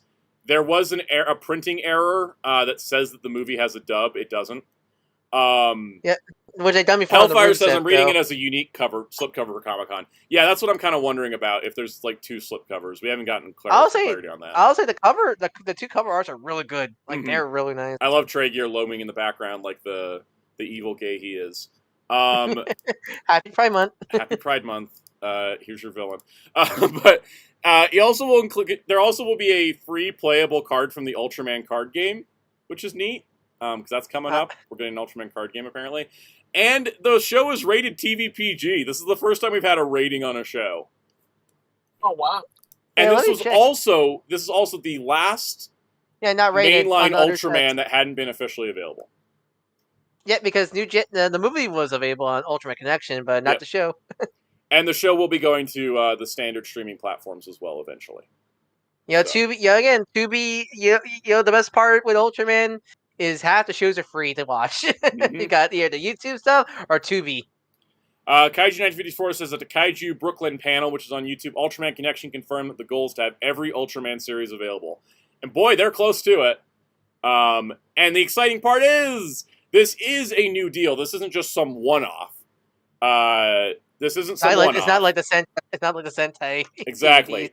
Yahoo Finance article here. That was actually a week ago. We should have covered this last week. I didn't know about it, though. This is confirming that Alliance Entertainment, who owns Mill Creek, has expanded their distribution partnership with Subaraya Fields Media and Pictures Entertainment. Basically starting with Ultraman Taiga, more titles will be available, and look at all the success we've had. So the new contract is in place. Taiga is the first. I expect Zet, Trigger, Decker, Blazar to come pretty quick. And then we will see if they throw out some more of that stuff that they've missed. The Final Odysseys, the Heisei Ultra 7s, that kind of thing. We shall see. Sally, I'm not sure it was officially confirmed, but LD Rising is getting a home media release, which is saddening. What we heard from Mill Creek back when they had their first contract is they wanted the Netflix anime, but the Netflix anime, they said we have to wait for the Netflix exclusive contract to expire before we can even ask about it. So I don't know what with Rising if we will get it, but if we do, it'll be years from now, I think. Which is sad, because I want that movie like 4K and on HD television. It looks so beautiful. Hellfire says, can we get a quick rundown on what's left? No, because it's actually a longer list than you think. Go watch my Max video. Yeah. I want to have Emmy doing the kaiju dance at home. Yes, that's right, Smith the Crow. It was the home video rights to become available. Like, they're waiting for the home video rights to be available. It could happen. We will talk about more in our Blu-ray section that we're in currently. This was entertainment/Blu-ray news because of that deal. All right, Blu-ray time. Sonic Prime Season 2, a Netflix show, is getting a Blu-ray from In Circle, who's owned by Alliance Entertainment, who owns Mill Creek. Well, unquote Season 2 is just quote-unquote Season 2. It's the next 8 episodes coming out August 27th. Rising Blu-ray could happen because, like Kaiju 54 said, Arcane happened. Sonic Prime's happening. the what is it? One of the other Netflix animes I can't remember the name of just got announced as well. Ghost in the Shell. We'll get to Ghost in the Shell. Be the Beginning. Be the Beginning season 2 got. Did I forget to sign out? Did I? I can't tell. I thought it was not. I'm not signed out. I'm not signed in. I didn't forget to sign out this time. Thank you, Smith the Crow. That's happened before. Anyways, 8 episodes on one disc is fine. I'm still waiting to see if they're going to do a complete set when this is done. Mm-hmm. I don't love Prime enough to buy it individually and complete. Oh, damn! It is showing my location though. I hate you, Amazon. Do we need docs? I'm logged out, but no, you actually dock yourself by accident. It's okay. Nobody can find me. Hold on, I'm gonna switch. Yeah, it's picking up my my address here. Time to when this stream is over, time to blur that on the YouTube editor. I'll just cut it out.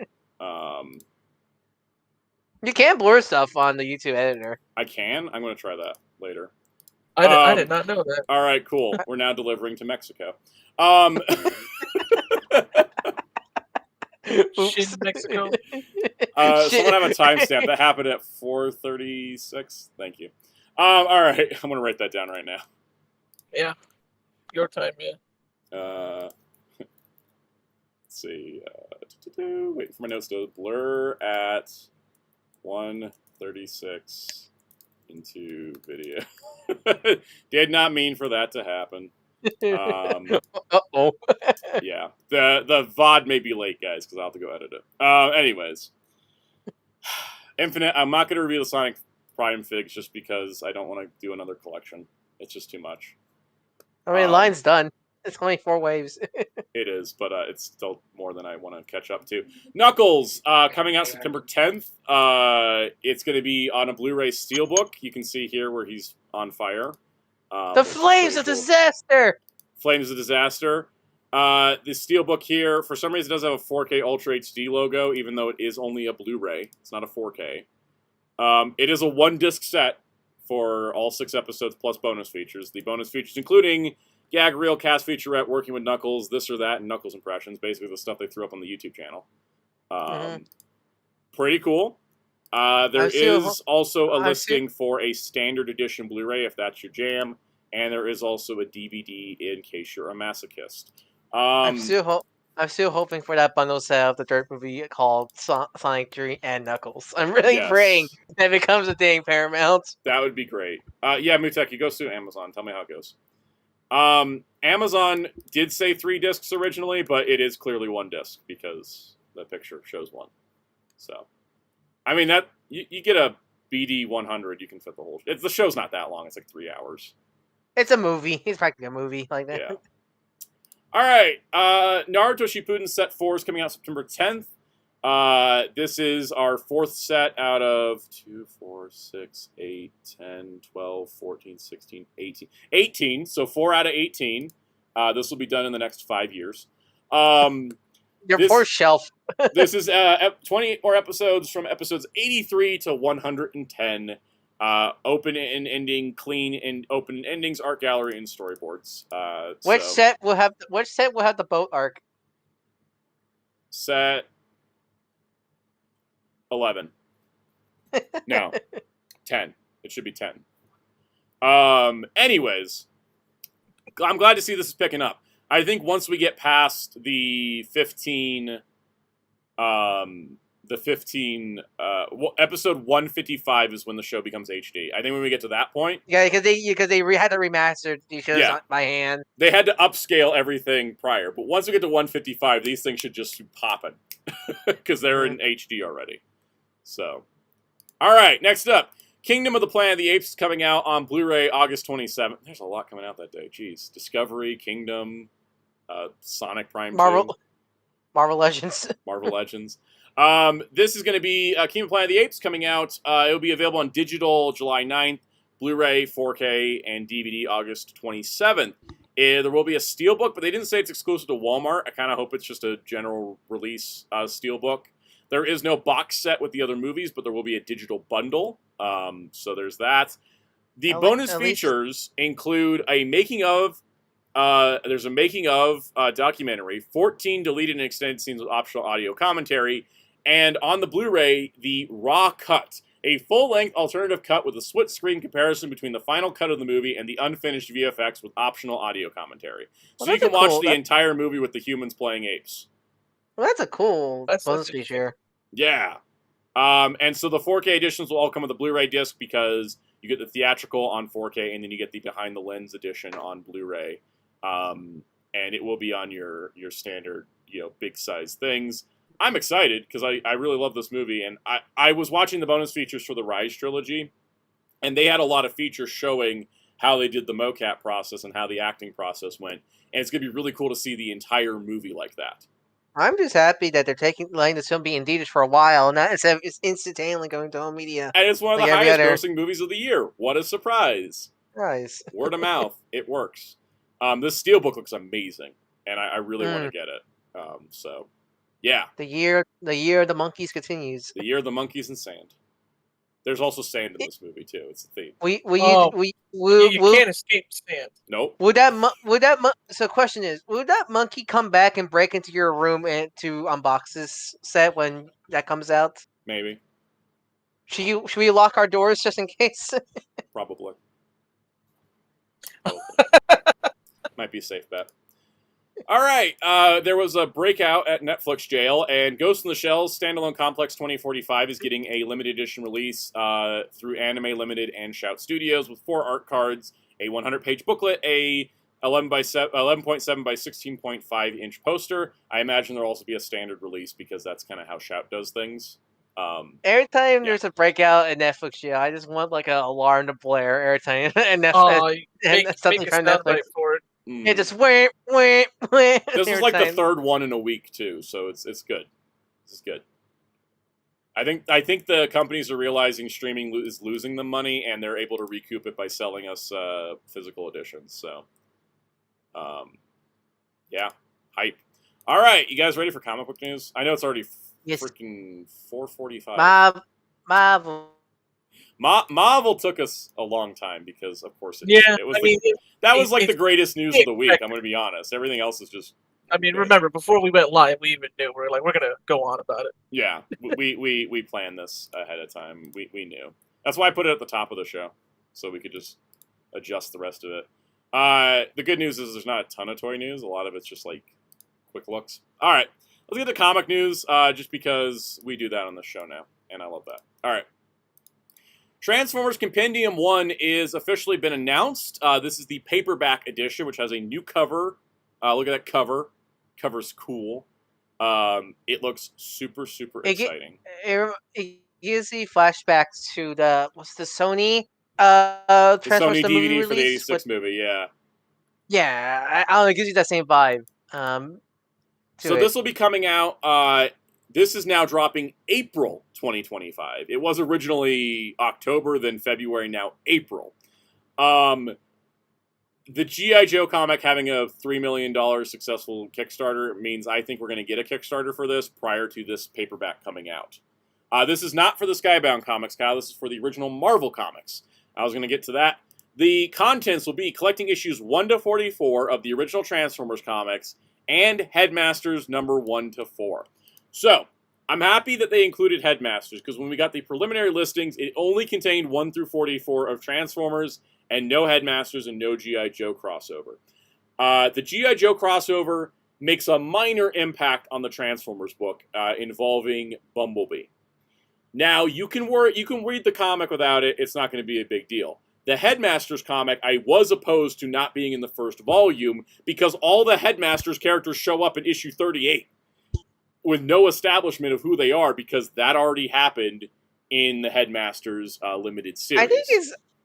I think that's so weird because I hear those numbers and go like, oh, the Headmasters must appear in the later run. No, I hear 38. Like, well, they appeared that quote unquote early. Wow. You got to remember that the Transformers comics started a month before the cartoon, and they only did 1 issue a month, which means when the cartoon ended, they were on issue 36. Yeah. So, and it ran for 80 issues. So the thing is I would have liked the G.I. Joe crossover to be in this first volume too, but it's not that big of a deal. It's like kind of a side thing.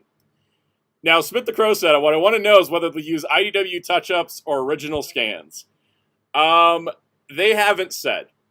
But during the G.I. Joe one, they said, we're using the scans available to us. I would hope that they would go back and get the original colors and do an original reprint of everything in these editions. That would be great. That would be ideal. I'm not holding my breath for it. Yeah, it all really depends on what Hasbro really give them, and they're the parent company, and they have the final say in things. They may not want to spend the money to rescan 80 issues of an old comic, and B, may not have access to the original things they need to do those scans. Because the thing is, even if they went out and sought out original singles, they've yellowed by now, which means they have to go in and touch it all up. They're not gonna. That makes this exceedingly expensive. That good old newspaper quality paper. Yeah, but the nice part is it does say, promising to transport readers into the Marvel era of the beloved series, including a guest experience from your favorite friendly neighborhood Spider-Man. So it's not going to be the IDW first reprints that had to remove all the Marvel characters. Oh, I was hoping for Agent Spider. So it is going to have the Marvel characters in it, which is good. It may be the touched up colors, which I'm mixed on, mostly because I'm not sure if I'm going to buy this if it's the touched up colors, because I already did that. I already have the IDW volumes. You know what? You want the yellow face Soundwave? Yellow purple Soundwave would be great. IDW color corrected a lot of stuff. I'm here nor there on that at this point. I don't know if I'm going to rebuy it, but if they do a fancy hardcover compendium Kickstarter, I'm 100% in, because that's different. I also will like to have the Headmaster series in the proper order, because IDW relegated it to the last volume, and it was out of order as well. So, it does say this will be followed up later in 2025 with a second volume, completing the original entire Marvel series run. Not a big surprise. It's 80 issues. That the first volume has 48 issues in it. It's 88 in total. So the first one's 48. The second one's going to be, I think it really kind of shows how much bigger the G.I. Joe comic is then, because Joe gets 4. Joe gets 4 for its Marvel. Transformers gets 2. Also, when they brought the Transformers comic back with Simon Furman, it ran issues 81 through 100. Whereas when G.I. Joe was brought back with 156, it's now on 307. So, Transformers is a little bit easier to collect, I guess, because it's shorter. Master Ben says, can we get Dreamwave reprints? I emailed them. I sent into their letters pages, and I said, I hope you can reprint Dreamwave stuff. I would love to see it. So. Would they include Regeneration 1 in? No.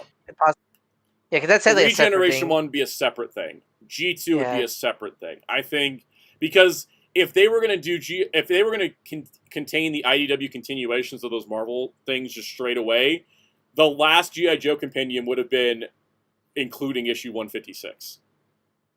But it's not. They're pushing that to, that'll be a separate set of books, basically. So, I think they're going to reprint everything. Marvel UK is a different story. I don't know if they're going to do that. IDW never finished Marvel UK, so they would have to go find the missing pieces of it. And that may be, like we said, a little too expensive. We'll see. But if these sell gangbusters, they might do it. So, but it's up for pre-order on Amazon, so if you guys want to pre-order your Transformers, go for it. Hellfire says Summoning Circle for the Fun Pub issues. Yeah. All right.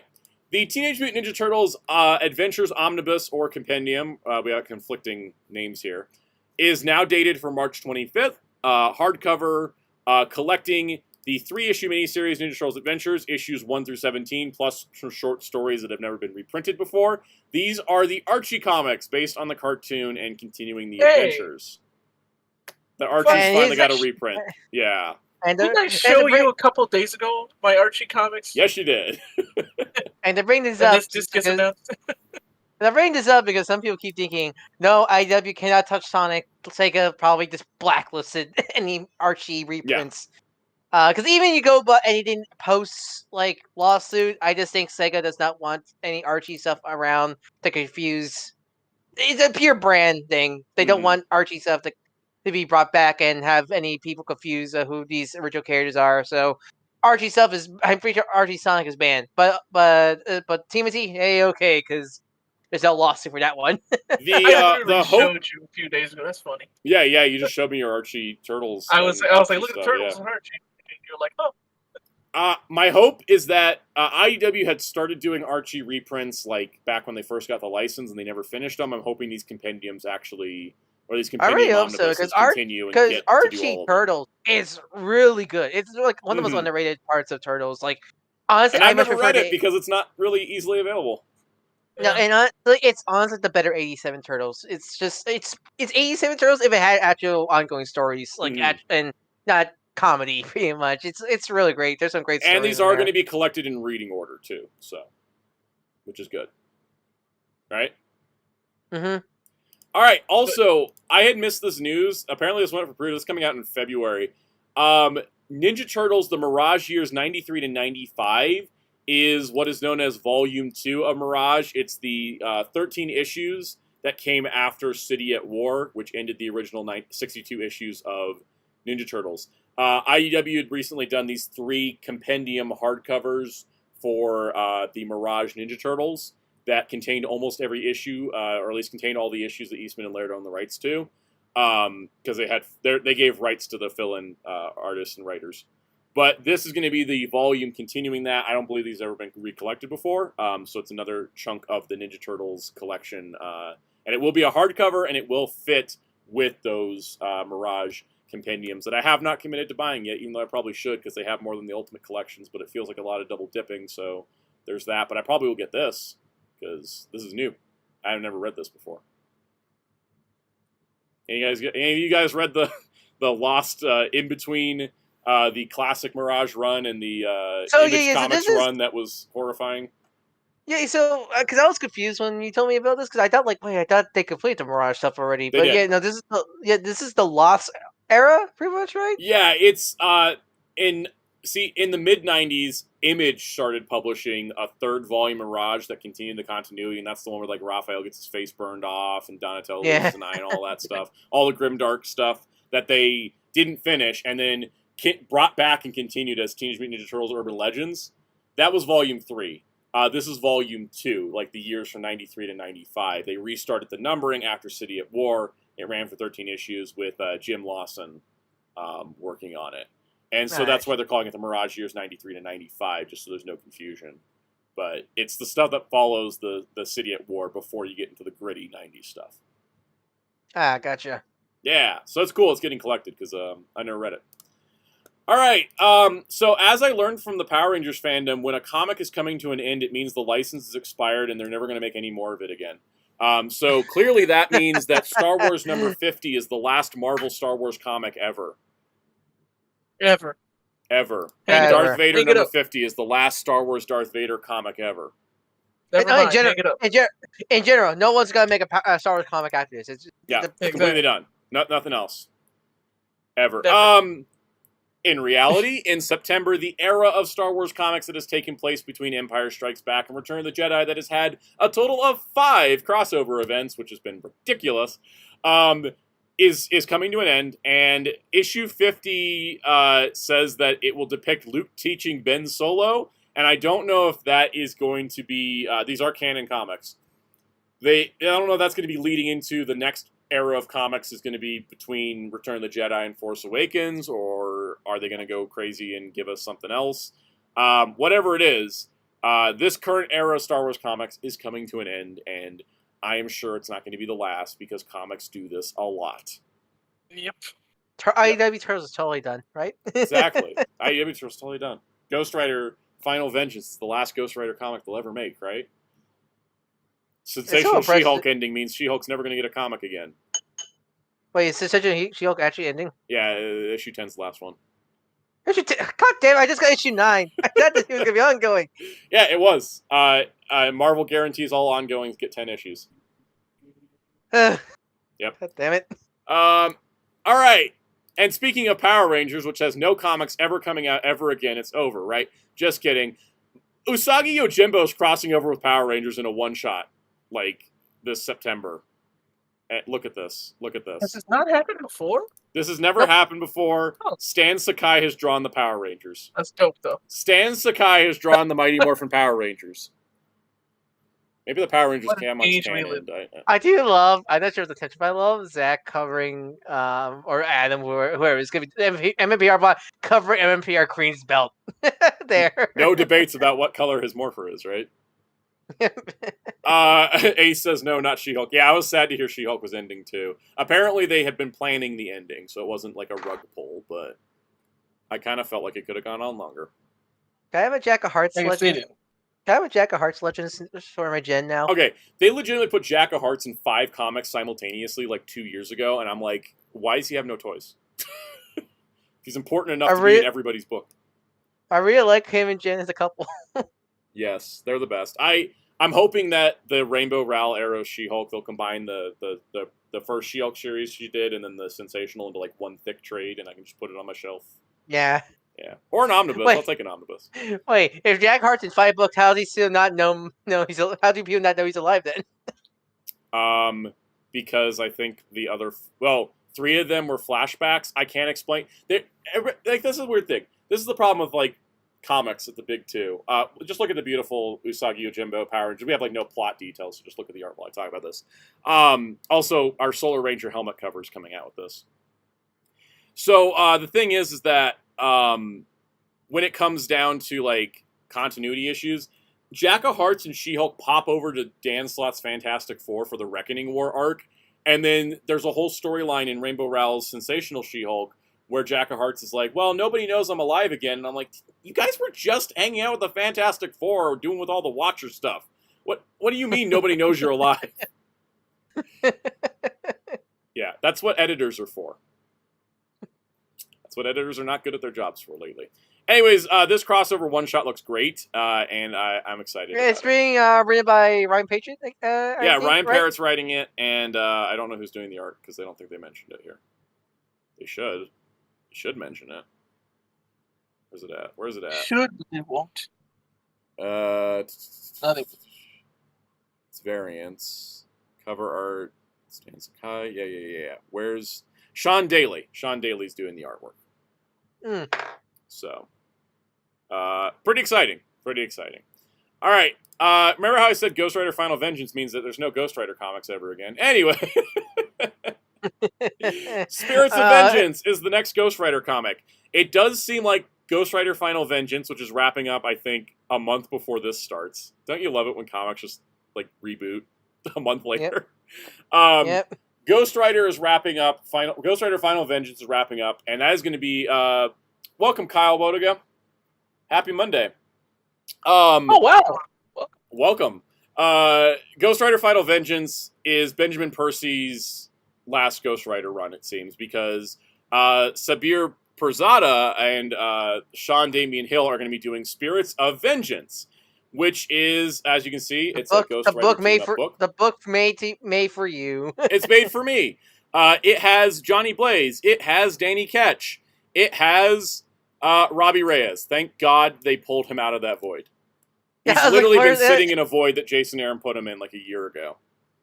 Yeah. Also, again, like we said, Kushala the Spirit Rider and the Hood gets to stay as a Ghost Rider. Like we said last week, where's Robbie? There he is. There's Rob. Robbie's going to be... He's not on the cover yet, but he's going to be in it. This will be an ongoing, and the plot is that essentially it sounds like Vengeance is going to be going after all the Ghost Riders. So it was tailor-made for me. Robbie finally got out of his void, guys. I'm so happy. Unless this is a flashback series, but that can't be possible because the Hood's in it. So I'm not going to get trolled by a flashback again. Anyways, this looks awesome. Last comic book news is just because there is a comic... It's not comic book news. It's comic company, Udon. But they're doing a Bubblegum Crisis Complete Archive art book. Wait, tell me, Udon has more to treat the Capcom license? Right? They do a lot of art books. They do a lot of art books, but I didn't expect Bubblegum Crisis. This is a... Well, if you have the art books I have, they did. Yeah. Expected. They do such great art books. Bubblegum Crisis is a great classic OVA, and this will include art from Bubblegum Crisis, Bubblegum Crash, and others. I think like Parasite Dolls as well. But yeah, this is pretty cool. This is pretty cool. It does remind me. I still need to watch Bubblegum Crisis. The only thing I know, the only certain thing I'm familiar with Bubblegum Crisis is the when Scott Pilgrim Takes Off had the opening song. Yes. In one of the episodes. So you can talk to me about Konyawa Hurricane. Hurricane. Hurricane. Did you know that's inspired by Streets of Fire? That whole opening of that song. Yeah, that really does sound similar. Which is funny to me because I don't get how that movie didn't get as popular here in the States as it did in Japan. Yeah, despite it being. That's true. It should have gotten way more popular. All right, let's talk Turtles. I think let's start our toy Kyle, Turtles. I mean, Mr. Kyle Wogo's in the chat. Yeah, I feel like I have to. Yeah, I was like, I'm gonna rearrange my show just a little bit. Not a lot, but a little bit. All right, so. Let's talk with the San Diego Comic-Con exclusive Sketch Ninja Turtles from NECA. So Playmates Toys' Sketch Turtles are based on the second sketch with the group shot. NECA is doing figures based on the first sketch. The first one kind of just showing the premise and the concept of Teenage Mutant Ninja Turtles. The one that was drawn on a napkin. Yeah, it's the napkin set, basically. The ones that were a little bit more refined. It's a 2-pack. It's called The First Turtles by Kevin Eastman and Peter Laird. It's a Comic-Con exclusive. It will be available. What is this? Con pre-sale is running June 26th, 28th. NECA usually sell these after the convention as well. These are pretty cool. I think it's nice that NECA and Playmates are doing separate versions of the Sketch Turtles. I think that's a cool way to do it. Because I don't think I need both companies to do both. You know what I mean? So NECA's basically doing the first sketch. Playmates is only doing the second sketch. Exactly. Next up, the Loyal. Oops. Sorry, I closed Loyal Subjects. The Loyal Subjects IDW Ninja Turtles line is going to have some Comic-Con exclusives. We have the glow-in-the-dark Shredder, known as Shredder the Dreamer.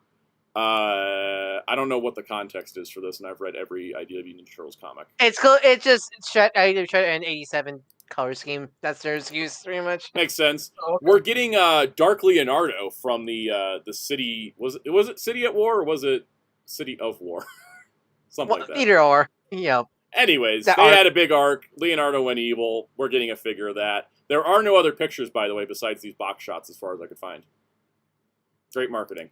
Because I can't even see Leo's face. But anyways, we're also going to get Jennika in Battle Ready Edition. This is going to be similar to how they did last year's Turtles, where the Comic-Con ones are going to have more paint than the retail ones. They came more stiffer. They came more stiff. They get more stiff. And then the Foot Elite, which looks to be a reuse of Shredder with new parts. So, which makes sense. Hopefully release a retail, because I at least like to I have think Dark Leonardo and Foot Elite are going to come out of retail. It's just a matter of time. Smith the Crow says, how much will these hurt your hands? The Shredder destroyed like the nerve endings in my hands. Again, thankfully the Rat King and the Alpex are a lot better in terms of that. Yeah. So hopefully the plastics are better for these. Cosmic Rejects, there will be a Jennika, a regular Jennika. This is just like a heavy paint Jennika. We're getting 2 Jennikas, technically. Yeah. You guys ready to talk some Teenage Mutant Ninja Turtles Super 7 Ultimates 2003? A.k.a. Teenage Mutant Ninja Turtles Ultimates Wave 12? Yeah, because it's not a separate line, technically, right? It's not, yeah. This is just going to be Ultimates Wave 12.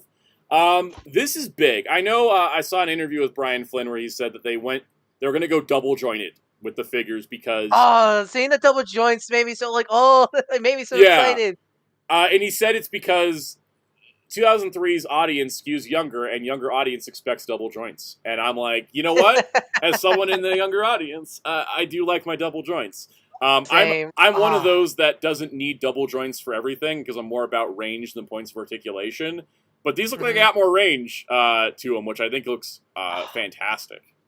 These look so perfect. I told you before we started streaming that I really love how these look. Yeah. They're so perfect. Like, I'm so happy they're animation accurate. I'm so happy. Yeah, exactly. That's the first thing I said, remember? Like, I love the show.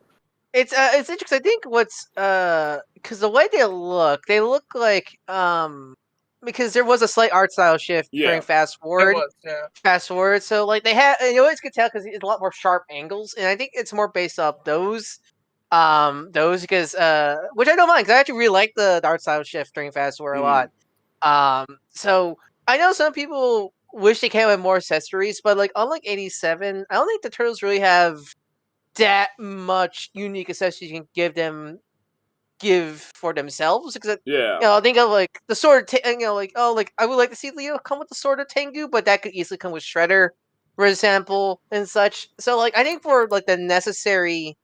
If you just want the Turtles, like a 10G Turtles set, I think what they come with is honestly perfectly fine. Ultra Head, Turtle weapons, Ultra Hands, and like Ultra Heads, which I think are. I should be flipping through pictures. I was getting there was news that dropped just now. Sorry, I wasn't flipping through photos. I think the Ultra Heads are semi based off the Playmate Toys head sculpt. And keyword is semi because they have similar like teeth to them. I could be wrong. They remind me a lot of the toys. Kyle Wodiga says, "I love the show, and these are my favorite are my turtles from my childhood." Yeah, this is this is a huge deal too because no one's touched these in modern. I don't think at this point when NECA just keep doing. I'm happy for NECA to keep doing Mirage. So the fact that they're doing Kyle like says alt heads are just different expressions. I like that. Okay. I love the Mikey head where he's smiling. That one makes me we'll get to the see Kyle mentioned in the chat. We'll get to the bonus accessory. Yeah, the super pack. But I love Mikey's head. It's so perfect. It's so in character. And also, I'm really glad he comes with the spinning effect. Yes. I'm glad more Mikeys are coming with those effect pieces because like it's such an iconic thing with him. Also, like again, like with NECA, I don't think, especially with I don't think we're ever getting 10G for them because I'm happy they're doing Mirage, and I mean with 87, they just keep doing those concept art figures. I do kind of like each company doing like their own like group of turtles, and not like everybody doing the same turtles multiple times because I think it just works out better. And especially since 10G never got animation accurate figures because even 2012 got those Rebel. 2012 got at least those Rebel Tech figures that are pretty animation accurate, so it was really great. So hopefully a company could do animation accurate Rise figures eventually. Psycho says Soundout waiting until 2037 and Wave 84 for Rise Turtles. Rise Turtles, yep. We gotta wait for the nostalgia to kick in for Rise, right? Yeah. Ace said, "Do you see that Marvel vs. DC Omnibus is going to have alternate endings for the fan voted fights?" I did not know that, but now I need those books even more than I already did.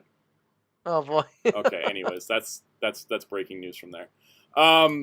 Yeah, these just look fantastic. I love the shot of Raph where he's leaping like that. Oh, the toy for Todd. I love the toy for Todd because it reminds me so much of that original toy commercial for the 2003 figures. So this is the bonus pack you get for if you order the Wave through Super7's website. You get this bonus head pack, which Kyle Wodiga said are based on the intro. And yeah, that's your 1, 2, 3, 4 turtles. Yeah, 1, 2, 3, 4 turtles. I love that. I love that so much. And there they are. It's like I don't think I need them. There's the heads in the. It's not the same heads, but it's like I love seeing the 4-panel grids. Like I don't think I.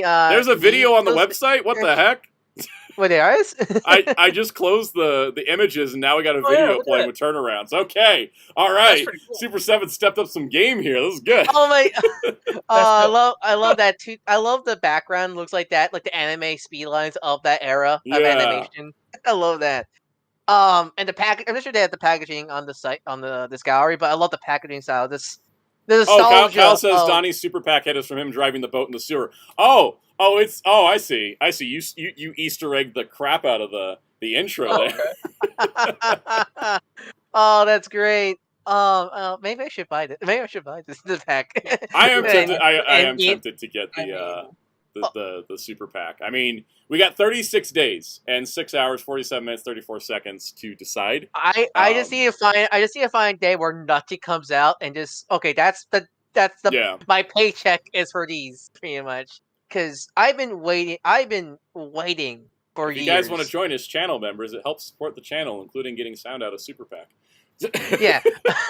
I've been waiting for years for 2003, like just new 2003 figures, not even collector, just new 2003 merch for years now. Because this is my Turtles, and it's still my favorite turtle incarnation to this day. And seeing how fantastic these are just made me such a happy happy boy because it just feels nice. It just again, I respect 87 and I love every other incarnation of Turtles, but it's like it always just feel like it feels like the TMNT series just always kind of gets left in the dust by so many people and such. So seeing we're just now getting the love for it is great because like when people talk about Turtles, they always talk about the 87, then they'll talk about 2012 because that was a big boom.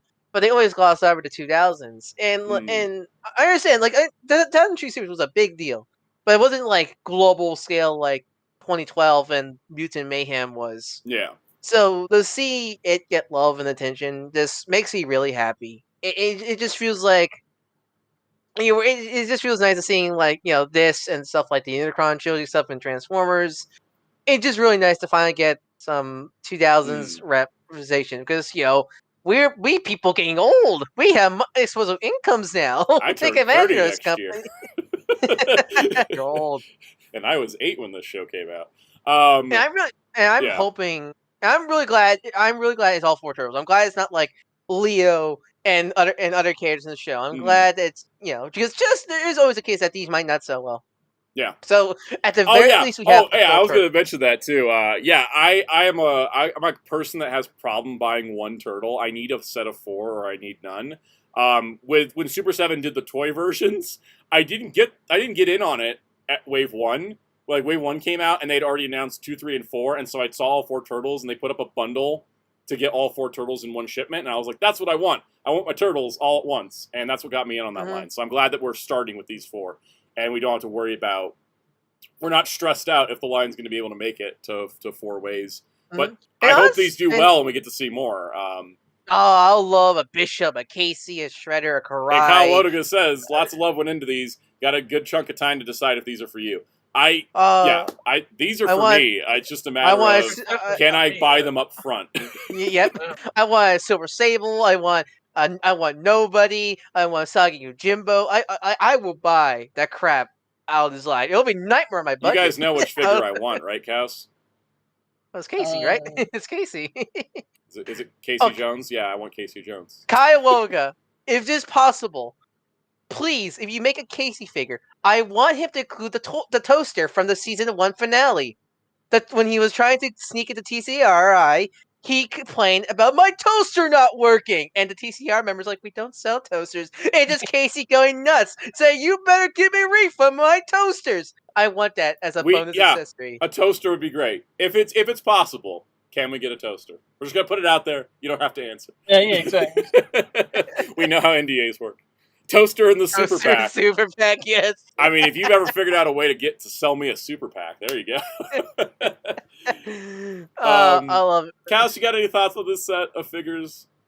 I already said I freaking love them. Yeah, I'm so excited for these. I mean, Turtles 03 is like my favorite cartoon one besides 2012. So I think what I'm impressed the most about, and this is not nothing against Super 7, but they don't look like Super 7 figures. They look like, honestly, like figure arts. Maybe it's the way the elbows look like, but they remind me a lot of the figure art 87 Turtles.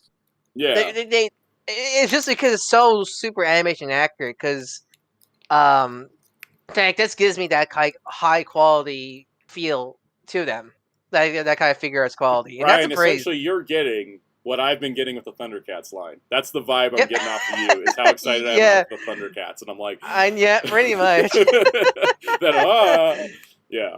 I have watched the TMNT series so many times throughout my childhood and adulthood. So the joints really are figure art style, with the way they're inset below the cut, right? Like the joint is like a separate piece, and then the arm covers over it. Yeah. And honestly, I know the price is a lot of problem with people, and hell, it's $250. It's a lot. $220. Yeah, $220. Yeah. It is a lot. $55 a figure. It is a lot, but these look worth it to me. Yeah, but everybody's got their own level, right? Like everybody's everybody's got their own level of things. Yeah, and at least I will say, because I always say that the best Super 7 stuff, quality wise, is always been the Turtle stuff. I am never really as Kyle pointed out, I just noticed free shipping. I tried to highlight it and it turned orange.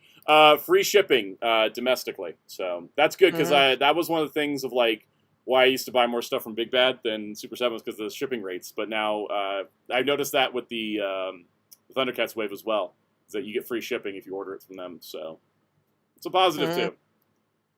But yeah, till July 30th.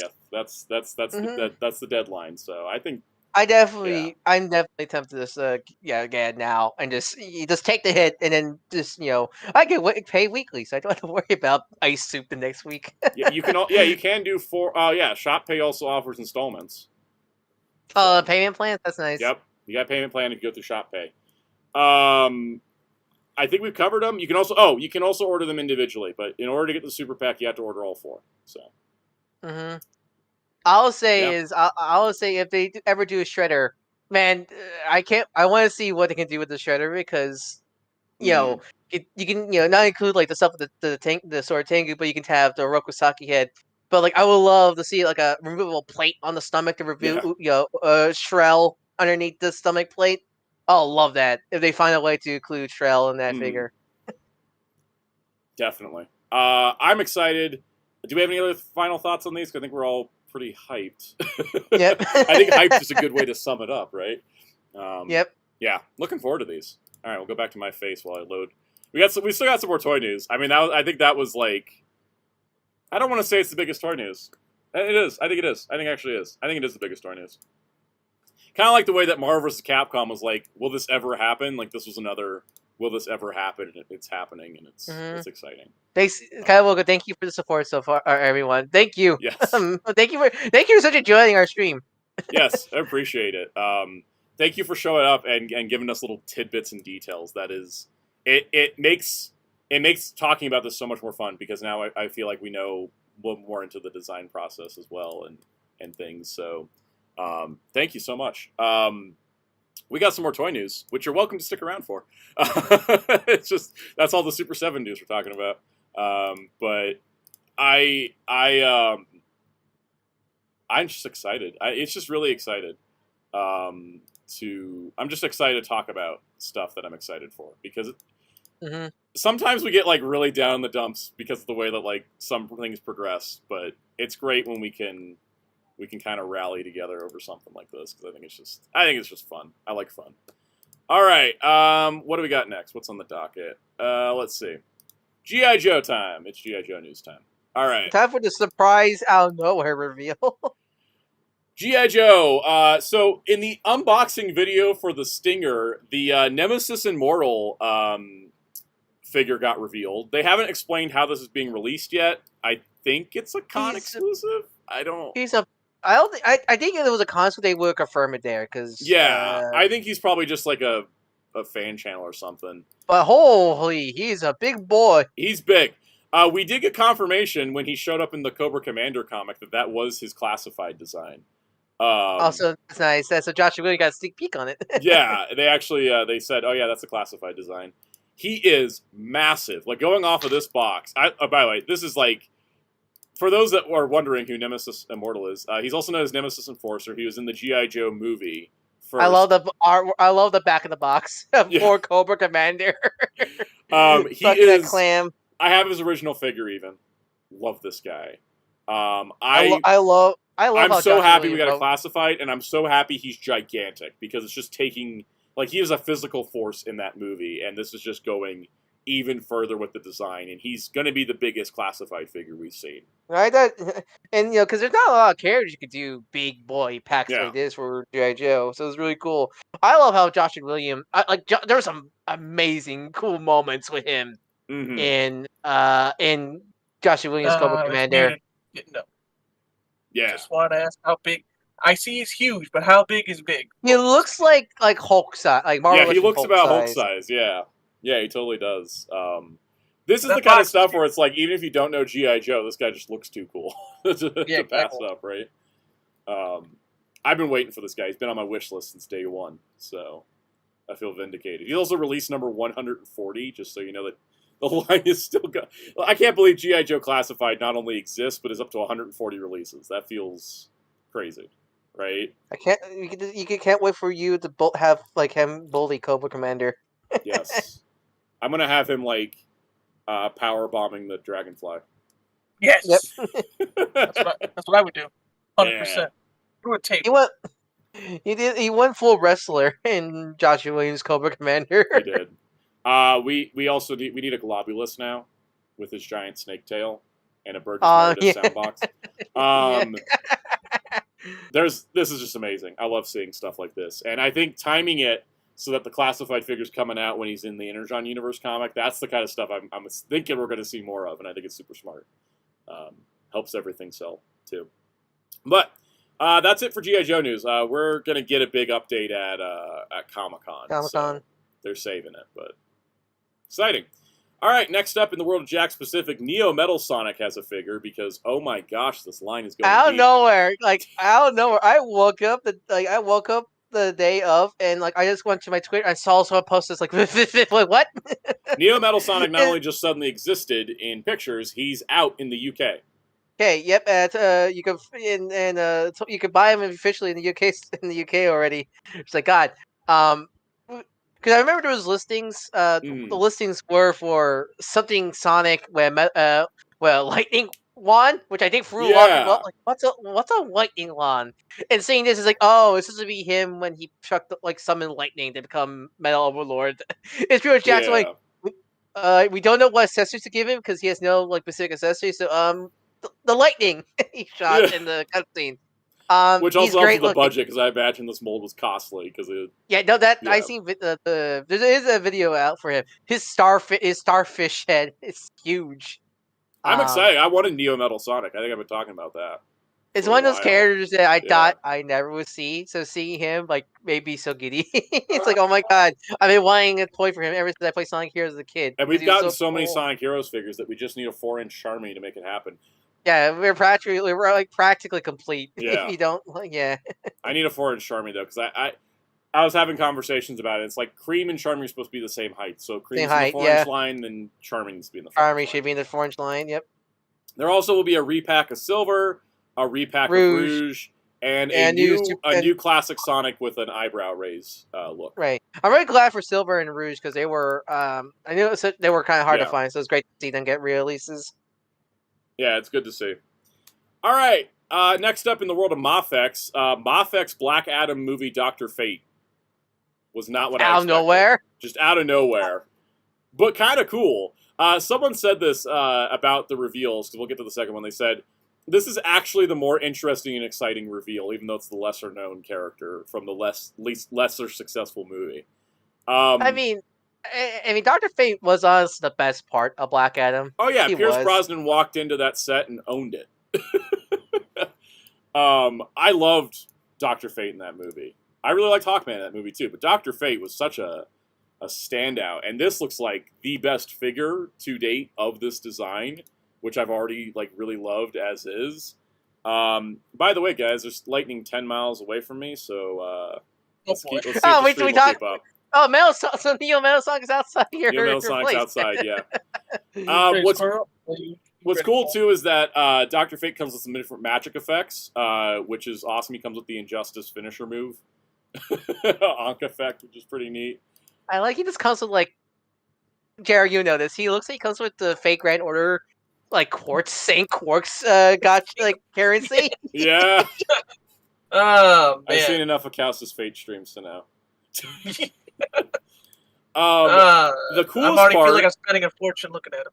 Yeah. I mean, he is $90, so it's not that far off. Also love the cape. I love the cape, but I love the Pierce Brosnan head. I wouldn't have imagined we actually got that. That actually was a surprise. I didn't know we'd get that. That is amazing. I have not ordered it yet, but should I? Maybe.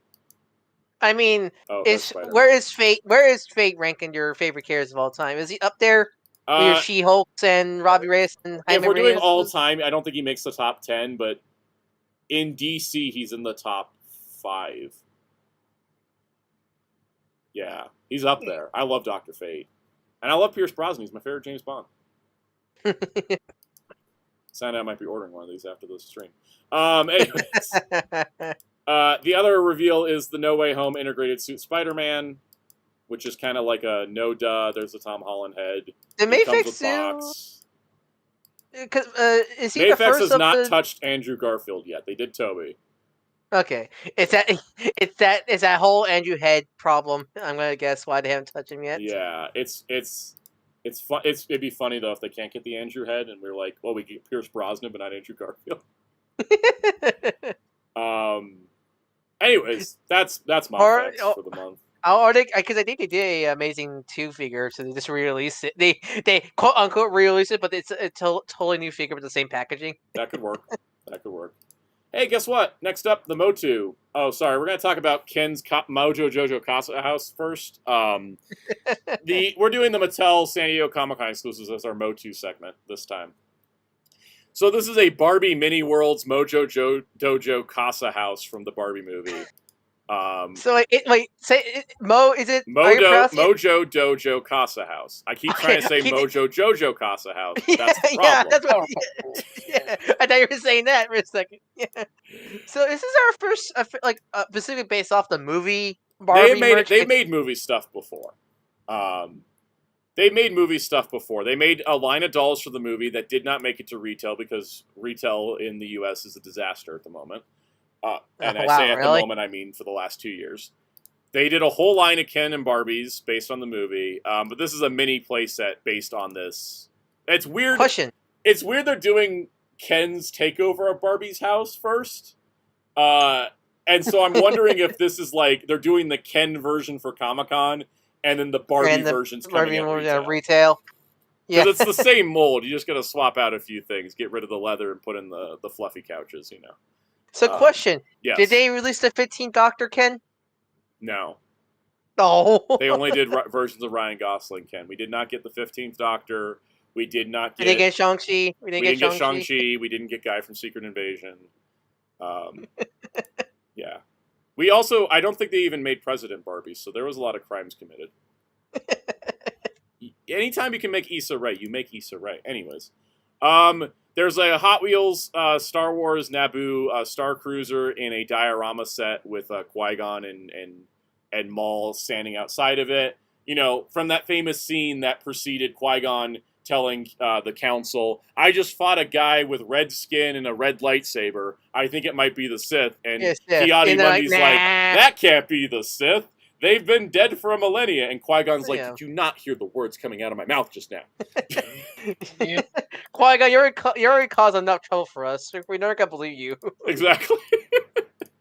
And then, you know what? When all else fails, Jurassic World, you may say they're done with the line, but hey, they finally made Jimmy Buffett. Maybe they are done with the line.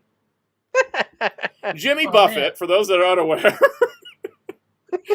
amongst Jimmy Buffett's many other accomplishments, rest in peace, Jimmy Buffett owned the Margaritaville chain of restaurants, and Jurassic World being a theme park means that they wanted to put some real-life restaurants into, like, their Universal City Walk area of Jurassic World. And so they called Jimmy Buffett and said, hey, can we put a Margaritaville in Jurassic World? And he said, sure, as long as you give me a cameo. And the cameo in the movie was him running away from these dinosaurs carrying a margarita. Hey, that's a perfect cameo right there. Actually, sorry, he was carrying 2 margaritas. It does include 2. He was running away carrying 2 margaritas. And yes, it does come with the margarita stand, which it's a stand for you to put them in the margarita. The margarita's sitting on a base, and then there's also 3 dinosaurs that have stands to attack him. And no, I mean they don't have to attack him. They could just be there for margarita drinks. Also, they could just be there for drinking. That's what the whole set looks like there. He also comes with a salt shaker for your margaritas. I love that this exists because this is stupid on a level I can't comprehend, and I'm so happy it exists, and it's a San Diego Comic-Con item. This is the crazy Comic-Con items I like to see. Yeah, I miss stupid Comic-Con packs. All I could get reminded of is the Motu classic. What was it? The robot chicken dentist. Even better. You know what this reminds me of? The Mattel Adam West Batman with the button in the back so he could do the Bat Tootsie. Oh, yes. That figure, I have that figure just because it's so stupid. I love it. This is the stuff I love to see at San Diego Comic-Con.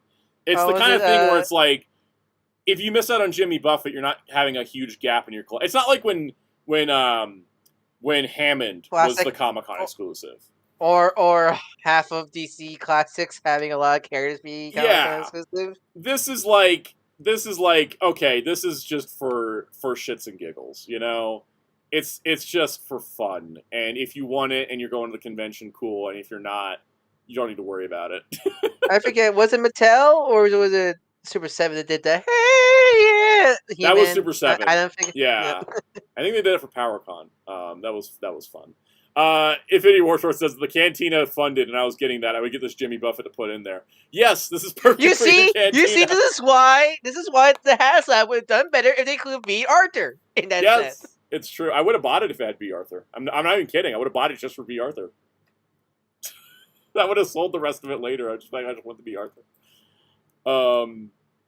Kyle says it's not like when Lego used to do popular Marvel and DC characters exclusive figures. Yep. Everybody loved their figures of Plastic Man. Where they only made the Flashpoint version. Anyways, I love that this. Oh, the packaging is also a margarita mixer. That's amazing. Or worse, Black Costume Spidey, one of the most iconic costumes ever. Still to this day, a Comic-Con exclusive. Yep. AR said, dumb figure exclusives for Comic-Con. The world is healing again. Yes. Yes, this is the spirit. And then we go right back into what shouldn't be Comic-Con exclusives. All right, here we go. Oh, boy. Masters of the Universe Cartoon Collection, Tuvar and Badra. The duo that would become Too Bad, and it comes with a torso to make them Too Bad. This is our first Too Bad in the origin style.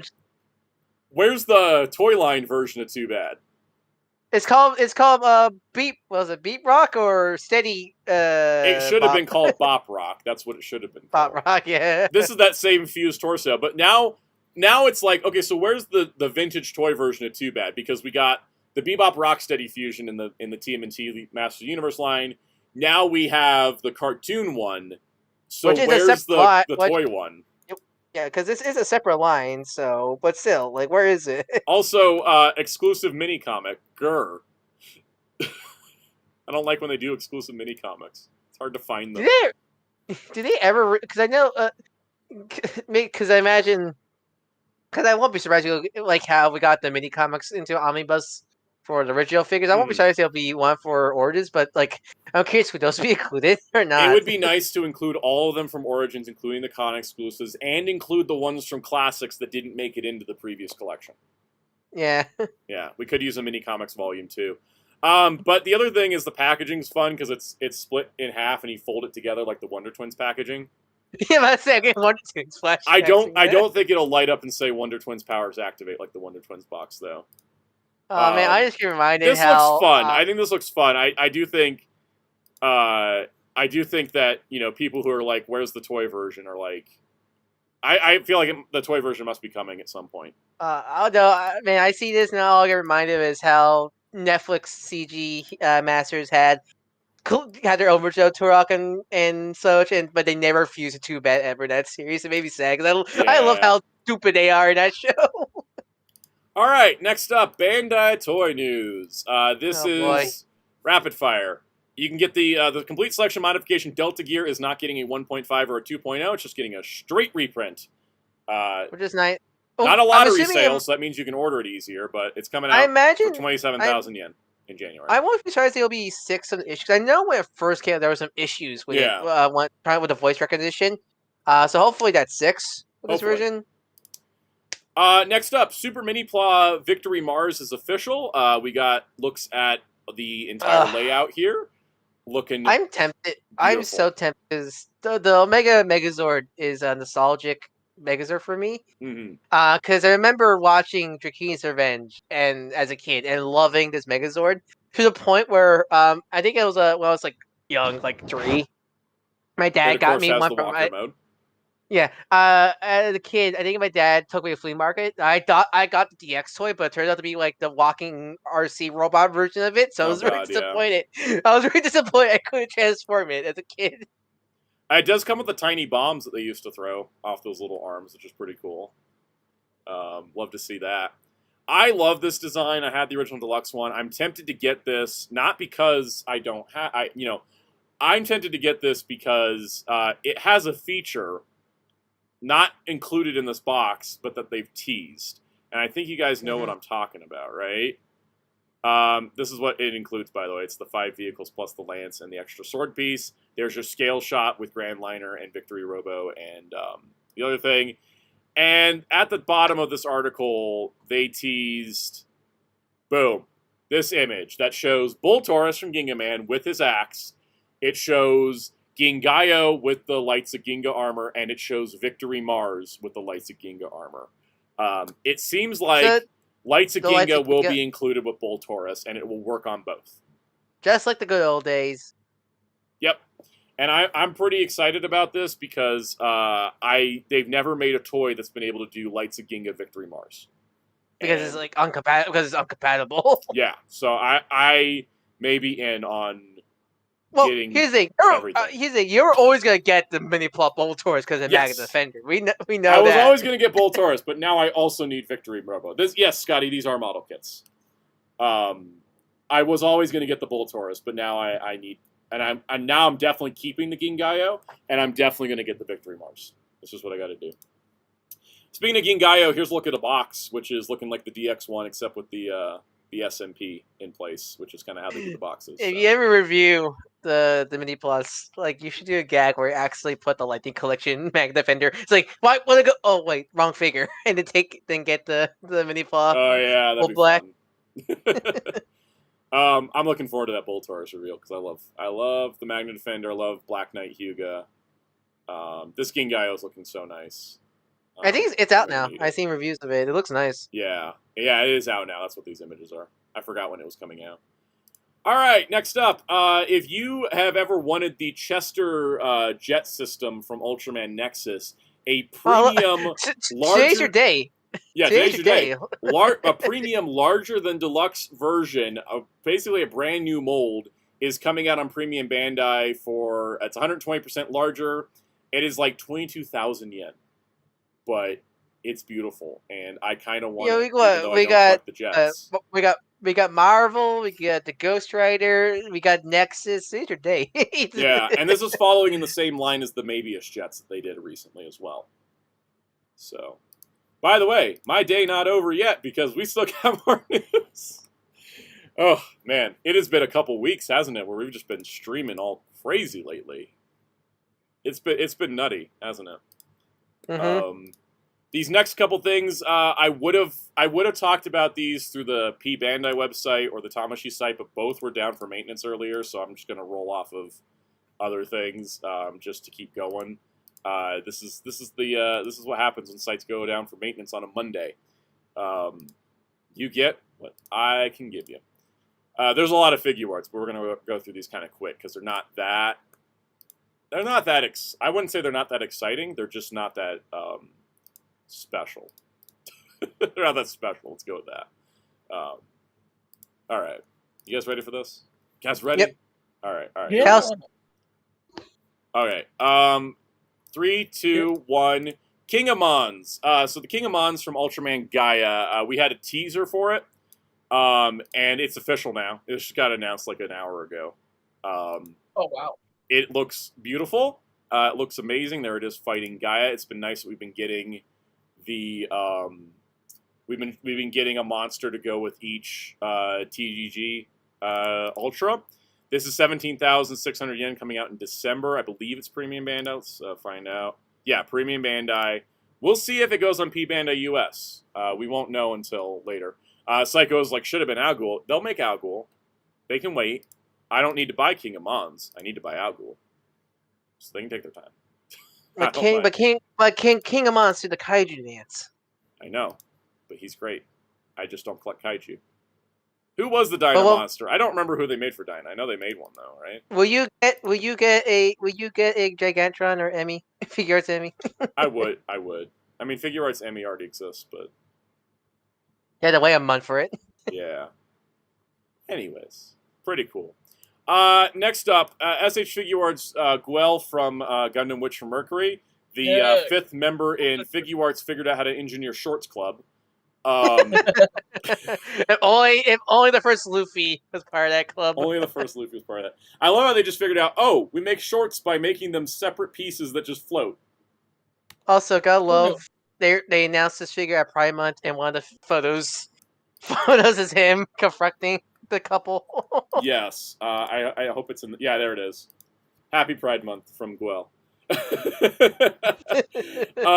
So this is our. I think this is our third Witch from Mercury character in figure arts. We've gotten more in model kits. We've got Choo Choo and model. Well, because there's Miorine and Suletta, and then Miorine and Suletta were in the figurized kits too.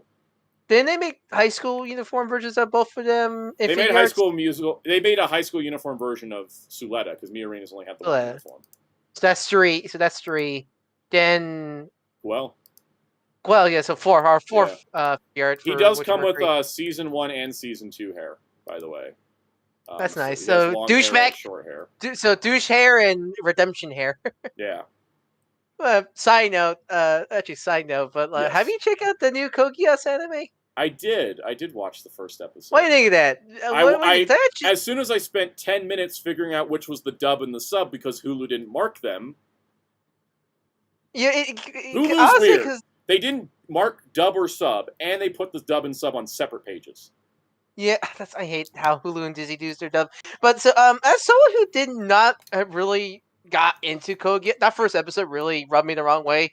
I first thought the new series was gonna be the same, but then I actually liked the characters here a lot more. Yeah, they're a little bit more likable than Lulu and Friends. Yeah, that's why I didn't get into the review, but I actually like the characters here, so I might actually watch the rest. I've always been into Code Geass for the messy drama, and I'm glad this series continues the messy drama trend. Well, yeah, because I think the original series, the original series had that kind of 2000s edginess to it, so I'm glad that. I'm glad that they kind of got. Though, I got to give credit to the dub. The dub sounded like a 2000s dub. It gave me all the warm fuzzies. Yeah, but I would say that, man, the Disney Hulu, poor Disney Hulu animes, because all the animes they always get would honestly be really big series, and they weren't stuck on those platforms. A new Code Geass series, which has not happened in 20 years, should be the biggest thing in the world. You'd think. And the only reason people find out several people, I probably have several people in the chat going, "There's a new Code Geass show out." I've only seen the preview. There's people who only found out when people were just posting the new girls in that series. That's how I found out. Mm-hmm. Yep. YouTube was like, "Hey, look at this character," and I'm like, "Oh!" I found out because this is Code Geass. What? Yeah, I followed WTK on Twitter, and they posted Code Geass is out, and I was like, "Oh." God, I feel bad because there's something great. Sandland's a good example. Yeah, there's a lot of great Google Loser Rangers, or there's a lot of great animes that Disney Hulu gets, but marketing for them sucks. They don't market so much. Saying they market them badly is giving them too much credit. They just straight up don't market them. It doesn't help that there's a whole confusion with the releases, because a lot of times the dubs will come out something the same day, unless you're in America, we had to wait months for them to come out. And yet for Code Geass, we got the dub the same day. It's be consistent at least. God damn it, I hate it. Yeah, it's frustrating. It's also frustrating. The last 2 episodes of Kaiju number 8 dub are delayed a month. Got delayed. Yep. Yep. All right. SH Figure Arts for San Diego Comic-Con include, hey, you can do the eye catch from Dragon Ball Z. Also, our first. This set's going to come with Kito-Un, the flying Nimbus. It's so kind of baffling. It's our first time getting the Nimbus. And it's also our first time getting Saiyan Saga Goku. Yeah, because specifically Saiyan Saga, Yeah, look, he even comes with that derp face from the opening. Where his I eyes love and his mouth are all. I love how anime accurate they are. It's great. Muteki, I would say just the faces are new and the paint configuration for the Tampa graphic. Gohan, I think it's Thief, right? Where it's just practically a statue with movable limbs. Yeah. Scotty says, if Goku is a dad, isn't he unable to find the Nimbus? No, because the Nimbus only rejects you if you're a pervert. Yeah, you done sin. You have a pure heart. Yeah, making a child is totally not sin. You're making life, so it's not sinful. You know Goku was in and out as only as much as he needed to in order to make Look, we all know Chi-Chi did all the hard work. We know. We know. There also will be a Trunks coated in... Oh, God, what is he coated in? It's like a metallic-y, Did someone plastic. dunk Trunks in the Ghostbusters 2 plasma ectoplasma. You know that Supersonic Jax pack where Yes. they covered this? It's that same coating, pretty much. Yeah.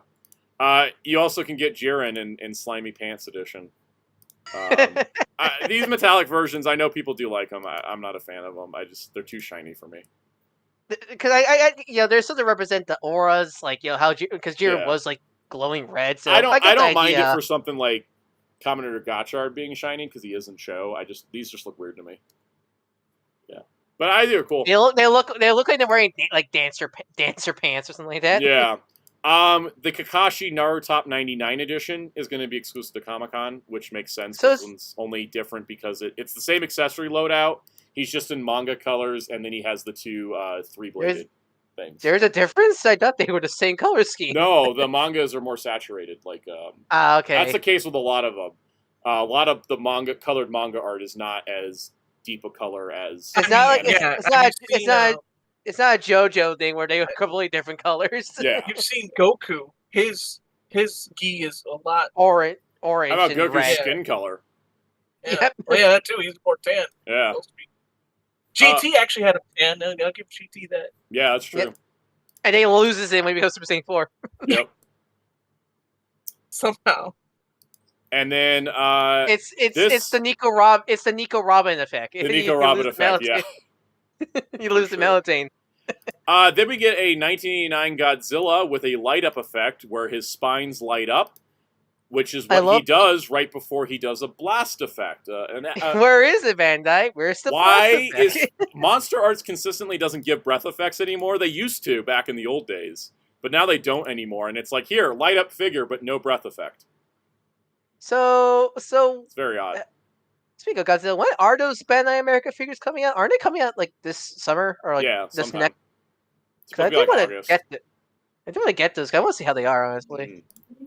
Next up, SH Figure Arts Kamen Rider Tycoon Bujin Sword Form is coming out as pre-Bandai exclusive, 99,000 yen. He releases in November. He will be on P-Bandai US. We had a page, but P-Bandai US is down for maintenance right now, which is probably good because their site's been running completely inconsistently lately. But this looks really nice. No surprise it's coming before Geats Mark 9. So, but he does have the Poppy issue. Yes, no Evil Head. So, oh, Fire Fury. That's right. Taiga had 2 monsters. Dinah didn't get one. Everybody hates Dinah for some reason at Bandai. Is there Evil? I thought that he just looked the same no matter what. P-Bandai's back up. Thank you, Chris. Let's go find out. Let's go look. Yeah, P-Bandai's back. Yay! They have a higher res gallery. There we go. There's our Bujin Sword. It's funny because he is listed as Masked Rider Tycoon Bujin Sword in the description, despite being Kamen Rider Tycoon Bujin Sword. Yeah. So he does have... There he is. He looks super cool. I don't know. I kind of want his buckle more than I want his figure art, just because I do have... It is one of the coolest buckles in the series. It is. I love the way it works. So he looks really good. He looks really, really good. Oh yeah, he has that one part of his helmet that's black. Yeah, there's no green. So yeah, 99,000 yen or $90. December on P-Bandai US, November on P-Bandai Japan. Not bad. Is that the evil head here, Psycho? I don't.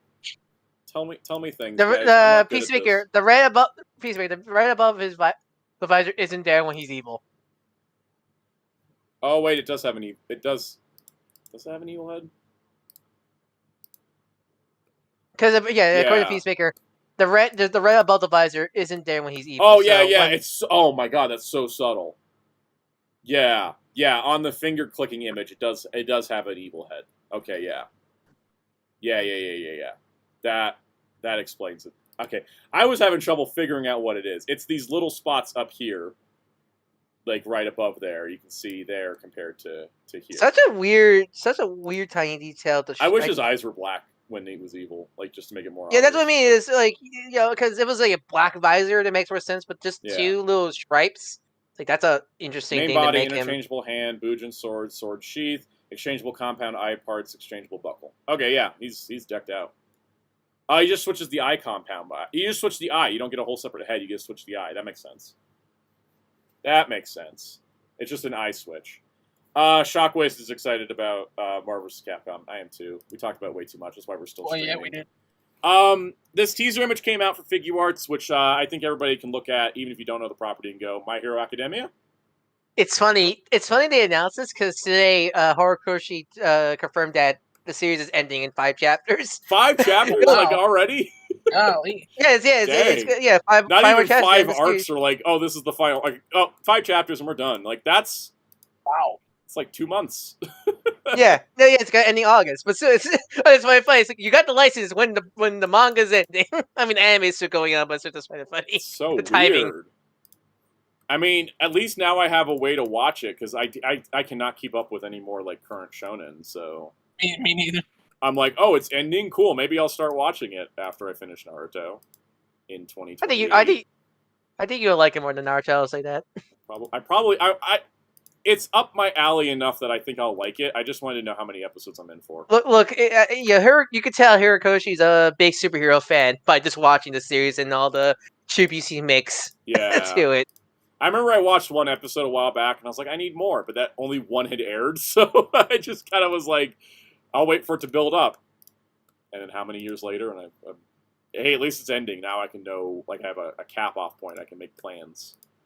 Because I want to watch Naruto. When I finish Naruto, I'm saving watching Yu Yu Hakusho for when I finish Naruto. That's my treat. Like, congrats, you finished Naruto. Here's your reward. Yu Yu Hakusho reward, yeah. Really? So I think after Yu Yu Hakusho, I'd watch My Hero. Because we know I'm not doing multiple shonens at once. I can't even get through the one. All right. Good Smile Company announced a bunch of stuff. I think it's some festival or something. I don't know. Wonderfest. Wonderfest. Ace, I saw some of Bleach, and I read 4 volumes of the manga, but I just kind of got bored. It just wasn't for me. It's just how it goes. Caesar Tarios from Grand Caesar, which was a Tokusatsu series done by Toho and Konami. Yes. Yeah. Toho and Konami. It's got a new figure. Capcom was Ryukendo, Sega was Shinjurion. This is Konami's. Every game company was doing stuff. This Square Enix have a Tokusatsu? Yeah. This is a Plamatea line figure of Caesar. Okay, it's a just model kit. Man, what's up with these 2000s Tokusatsu series getting new figures? First Ryuken, well, I guess the first was Shinjurion, but yeah, 90s, but yeah. Yeah, but Shinjurion, then Ryukendo, Mecha Smile then Impact. That's what it was. Okay. Then Grand Caesar is like, what? I love Fest. it. Okay, but still, the event was where's Smile Fest. The event was Smile Fest, not Wonderfest. Okay. It was just a good Smile event. That explains it. Yeah. Anyways, it's like, I'm happy to see more 2000s Toku outside of Toei and Super Rad game more love. Are they going to make all 12 of these guys though, or is this going to be it? It's a test run figure, I imagine. Yeah. They're like, oh, if this sells, we'll do the other 11. So, where's my new Garo? Go on. I know, right? Nendoroid Seto Kaiba. Finally. Do I need to say any more words? I feel like that's self-explaining. That says it right there. Yeah. Where's his jet? Where's his jet? You can put him in. You have to build it yourself. It's going to be in the model kit line. Modoroid Kaiba jet. Yes. Also, Nendoroid Shadow the Hedgehog, because if it's the year of Shadow. It's the year of Shadow. He does come with the fourth Chaos Emerald. He does. He does come with the damn Force Chaos Emerald. He looks great. Honestly, I kind of like. Yeah. I honestly think I like how Nendo Shadow looks more than Nendo Sonic. Because Nendo Sonic had this weird thing where he looks like. Nendo Sonic redone because Tails, Knuckles, and Shadow just are outshining him. Yeah, because Nendo Sonic is like this weird hybrid of classic and modern. So so he looks weird next to Shadow. Because Shadow looks fantastic, honestly. He's an angry little boy. AR says, when is the new Ryukendo getting a new figure? There are new Ryukendo figures in the works. There was a prototype floating around. Yep. I mean, it was the Hedgehog's birthday yesterday. It was. All right. In the world of Bang Bravern, happy Pride Month, everybody. Happy Pride, Bang Bravern. The DX, the DX mecha line is going to have Superbia, who was one of the other mechs in Bravern, and you can see that they have him articulated enough to sit in a cross-leg pose, which is amazing. His grid knight to his grid man. Yes.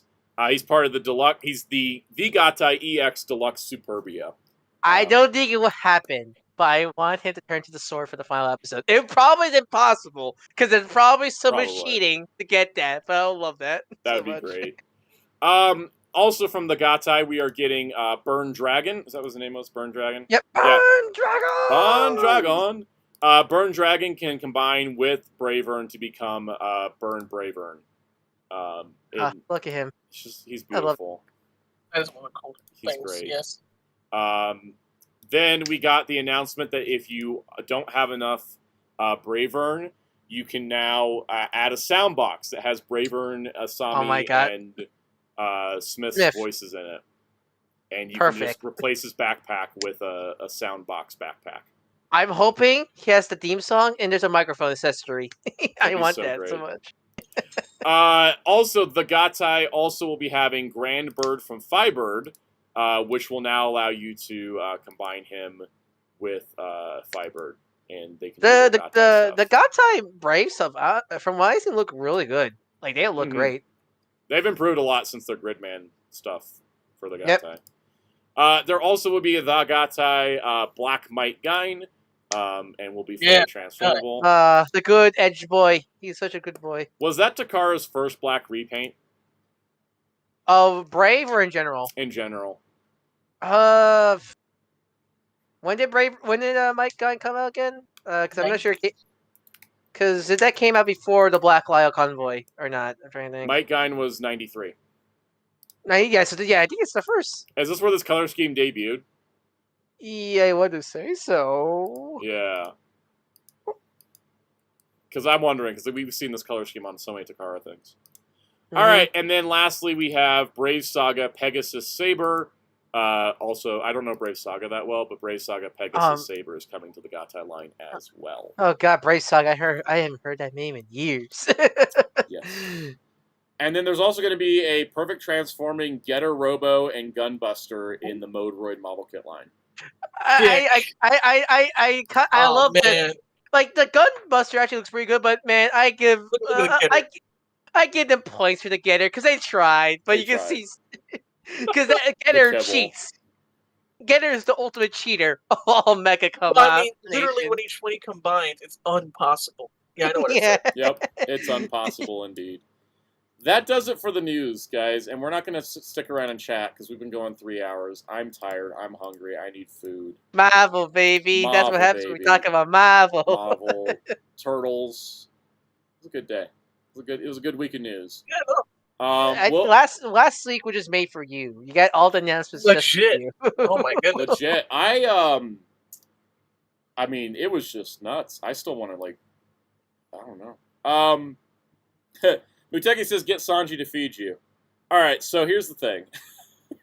I'm traveling this weekend, so there will still be videos this week, of course, but I will be traveling this weekend, so if anybody's trying to reach me and I'm not accessible, I'm going to the One Piece Cafe in Vegas, so wish me luck, and I will report back my findings at the One Piece Cafe. Are you gonna join a bowling? Are you gonna join a bowling tournament while there also? Maybe. I mean, I'll have time. I'm going all the way to Vegas for one thing, so I think I'll have time for a bowling tournament. Wear a hat and motorcycle? No, but if I get to meet Carrie Elways, that'd be cool. Oh, that would be. Oh, Muteki says, because of me, you're watching the One Piece anime? I'm happy for you. I'm on volume 65 of the manga, by the way, just so everybody knows. I'm almost done with Fishman Island. Almost. Have you got to the point where you reviewed the anime heroes yet? I really want to get to Dressrosa because I still don't know when Law wears the outfit his anime heroes figures in. Then you can. There you go. Then you can find. I want to get to Dressrosa. Shockwave's like gambling, right? I'm like, well, buying merch at the One Piece Cafe is the way I'm probably going to burn through money. Is it original One Piece or something, not Netflix? Yeah, it's original anime One Piece. Because I know we've been getting a lot more Netflix One Piece merch recently. But it's for the 25th anniversary is why they opened it. It's a permanent location. And permanent? Interesting. Yeah, it's not a limited time. They said it was a permanent one. As permanent as anything in Vegas can be. It's not on the Strip, though. It's like off. It's like, you have to take like 15-minute drive from the Strip to get to it. But I'm excited. I'm really looking forward to it. The website doesn't list what merch they sell, and I don't want to know. I want to find out when I get there so I can be more impulsive and less planning things out. Yeah, you're just gonna go say goodbye, wallet. I plan everything down to the dollar with toys and books and Blu-rays and stuff. So it's just nice to I have a budget set. Like I'm not gonna spend any more than this amount of money, but it'll be fun. Essentially, those GI Joes that's coming soon. Muteki says bring sunscreen. I will definitely do that. Thank you. It's going to be hotter there than it is in my desert, so that'll be fun. But no, it's going to be nice to go on a little mini vacation. So because of this, the important part. This is the secret. You get to know what videos are coming up. Next week's going to be Shorts Week on the channel, and what it's going to be is you guys are going to get 2 new shorts as usual on Tuesday and Thursday. But also because it's 4th of July holiday here in the U.S., Wednesday and Friday's videos are going to be compilations of shorts. So if you guys have missed some shorts, you can watch the compilations, catch up on them, that sort of thing. It's going to be, there'll be a couple of them. And that way I don't have to work on something heavy coming back from my trip, and also not work on something heavy during 4th of July and all that. And people not watching videos because they may be out doing stuff. So there will still be videos. It's just going to be... What about this week? What's coming to the channel this week? This week's videos, we're going to have Wednesday's video will be the half-year check-in with Hasbro. I'm going to be talking about Marvel Legends, Transformers, G.I. Joe, Star Wars, talking numbers. Are they making less toys, or are we just thinking they're making less? That kind of thing. That'll be kind of fun. Tuesday's short will be about Ultraman, so that'll be fun. Thursday's short will be a comic review. And then Friday's video will be the G.I. Joe watch guide to celebrate Yojo June and the 60th anniversary. And then I'm off to Vegas when that video goes out Friday. I'm already going to be gone. There will be a stream next Monday, though. We will still do a stream next Monday. Oh, yes, Muteki, Marvel Legends Odin pre-orders are this week sometime. I don't know if it's tomorrow, but it's this week. But we will still be streaming next Monday, for sure. I may be tired, but we'll still stream. I don't see. There's no reason not to stream. We see you. We see you on camera again. And you just have the straw hat and straw hat and everything. It's like if I buy anything I can wear, I'm definitely gonna wear it. But that'll be a good time. Thanks everybody for sticking around. All of you that stuck from the beginning to the end of this very long stream. I'm gonna get some rest and relaxation this weekend, and then come back and not have to do a ton of work. I'm going to try to get it all done this week so that next week I could just chill. And then start working on the next big videos. I got another Sentai showcase in the works. I got more viewing guides in the works. I got home video history stuff in the works. There's things I want to do. I just need to reprieve and reset and recharge, and then it'll be a good time. So we'll see you guys next week. But before we go, Ryan, Kaus, you want to plug stuff? You don't have to plug stuff. I know it's late. Follow me at Dark Horse on YouTube and Twitter. I do art commissions like the ones you see this very channel. Want any? DM me on Twitter or on Kaus's Discord Sound Discord protocol. Not Kaus's. What do you can? Technically, you're in there as a mod as well. Yeah. So. Well, what do you do? What do you do, Kaus? I stream Tuesdays at the #1 English KOF stream. No, but Tuesdays of tomorrow 4 p.m. Eastern with Soundout. Hopefully. Look again. Maybe if we keep watching Kaus's stream, his Hispanic energy could summon an SNK versus Capcom collection. I hope so. I feel like it's possible if we do it together. We'll Genki Dama that thing. Exactly. Yep. Because that's my goal. Everyone's Marvel, and I love Marvel. I'm happy, but mine's has always been CBS too. That's been my favorite. Darkstalkers has always been my favorite. I already got that, so I want everybody to have that feeling. Exactly. Yeah. All right. NBC 2 is how we know it's happening. Yeah. Thank you, everybody, for the tips on drinking water and telling me to enjoy my trip. I'm going to have a good time, I think. I'll report back next week. There'll be a short. I'll film some stuff at the One Piece Cafe and make a short out of it, so you guys can see it. It's going to be It's only too bad you're not there for Evo. Yeah. I actually miss Evo by 2 weeks, I think. Yeah. It's just the beginning of that video is going to be recreating the We Are opening, him jumping into the air. We are. Oh, that'd be fun. I might do some stuff. I'll do some stuff while I'm there. It's the funny part too. The reason I'm going this weekend is because this is the cheapest weekend until September. Because Vegas has got because of like 4th of July and there's a bunch of events coming up and stuff. The only event this weekend is a UFC fight, so like and that's on Sunday, and I'm leaving Sunday, so it's like I just like this was the cheapest weekend I could get. And you missed the crowds for that fight, so that's good. Yeah, it should be a fun time. But anyways, I'll see you guys next week, and have a good one.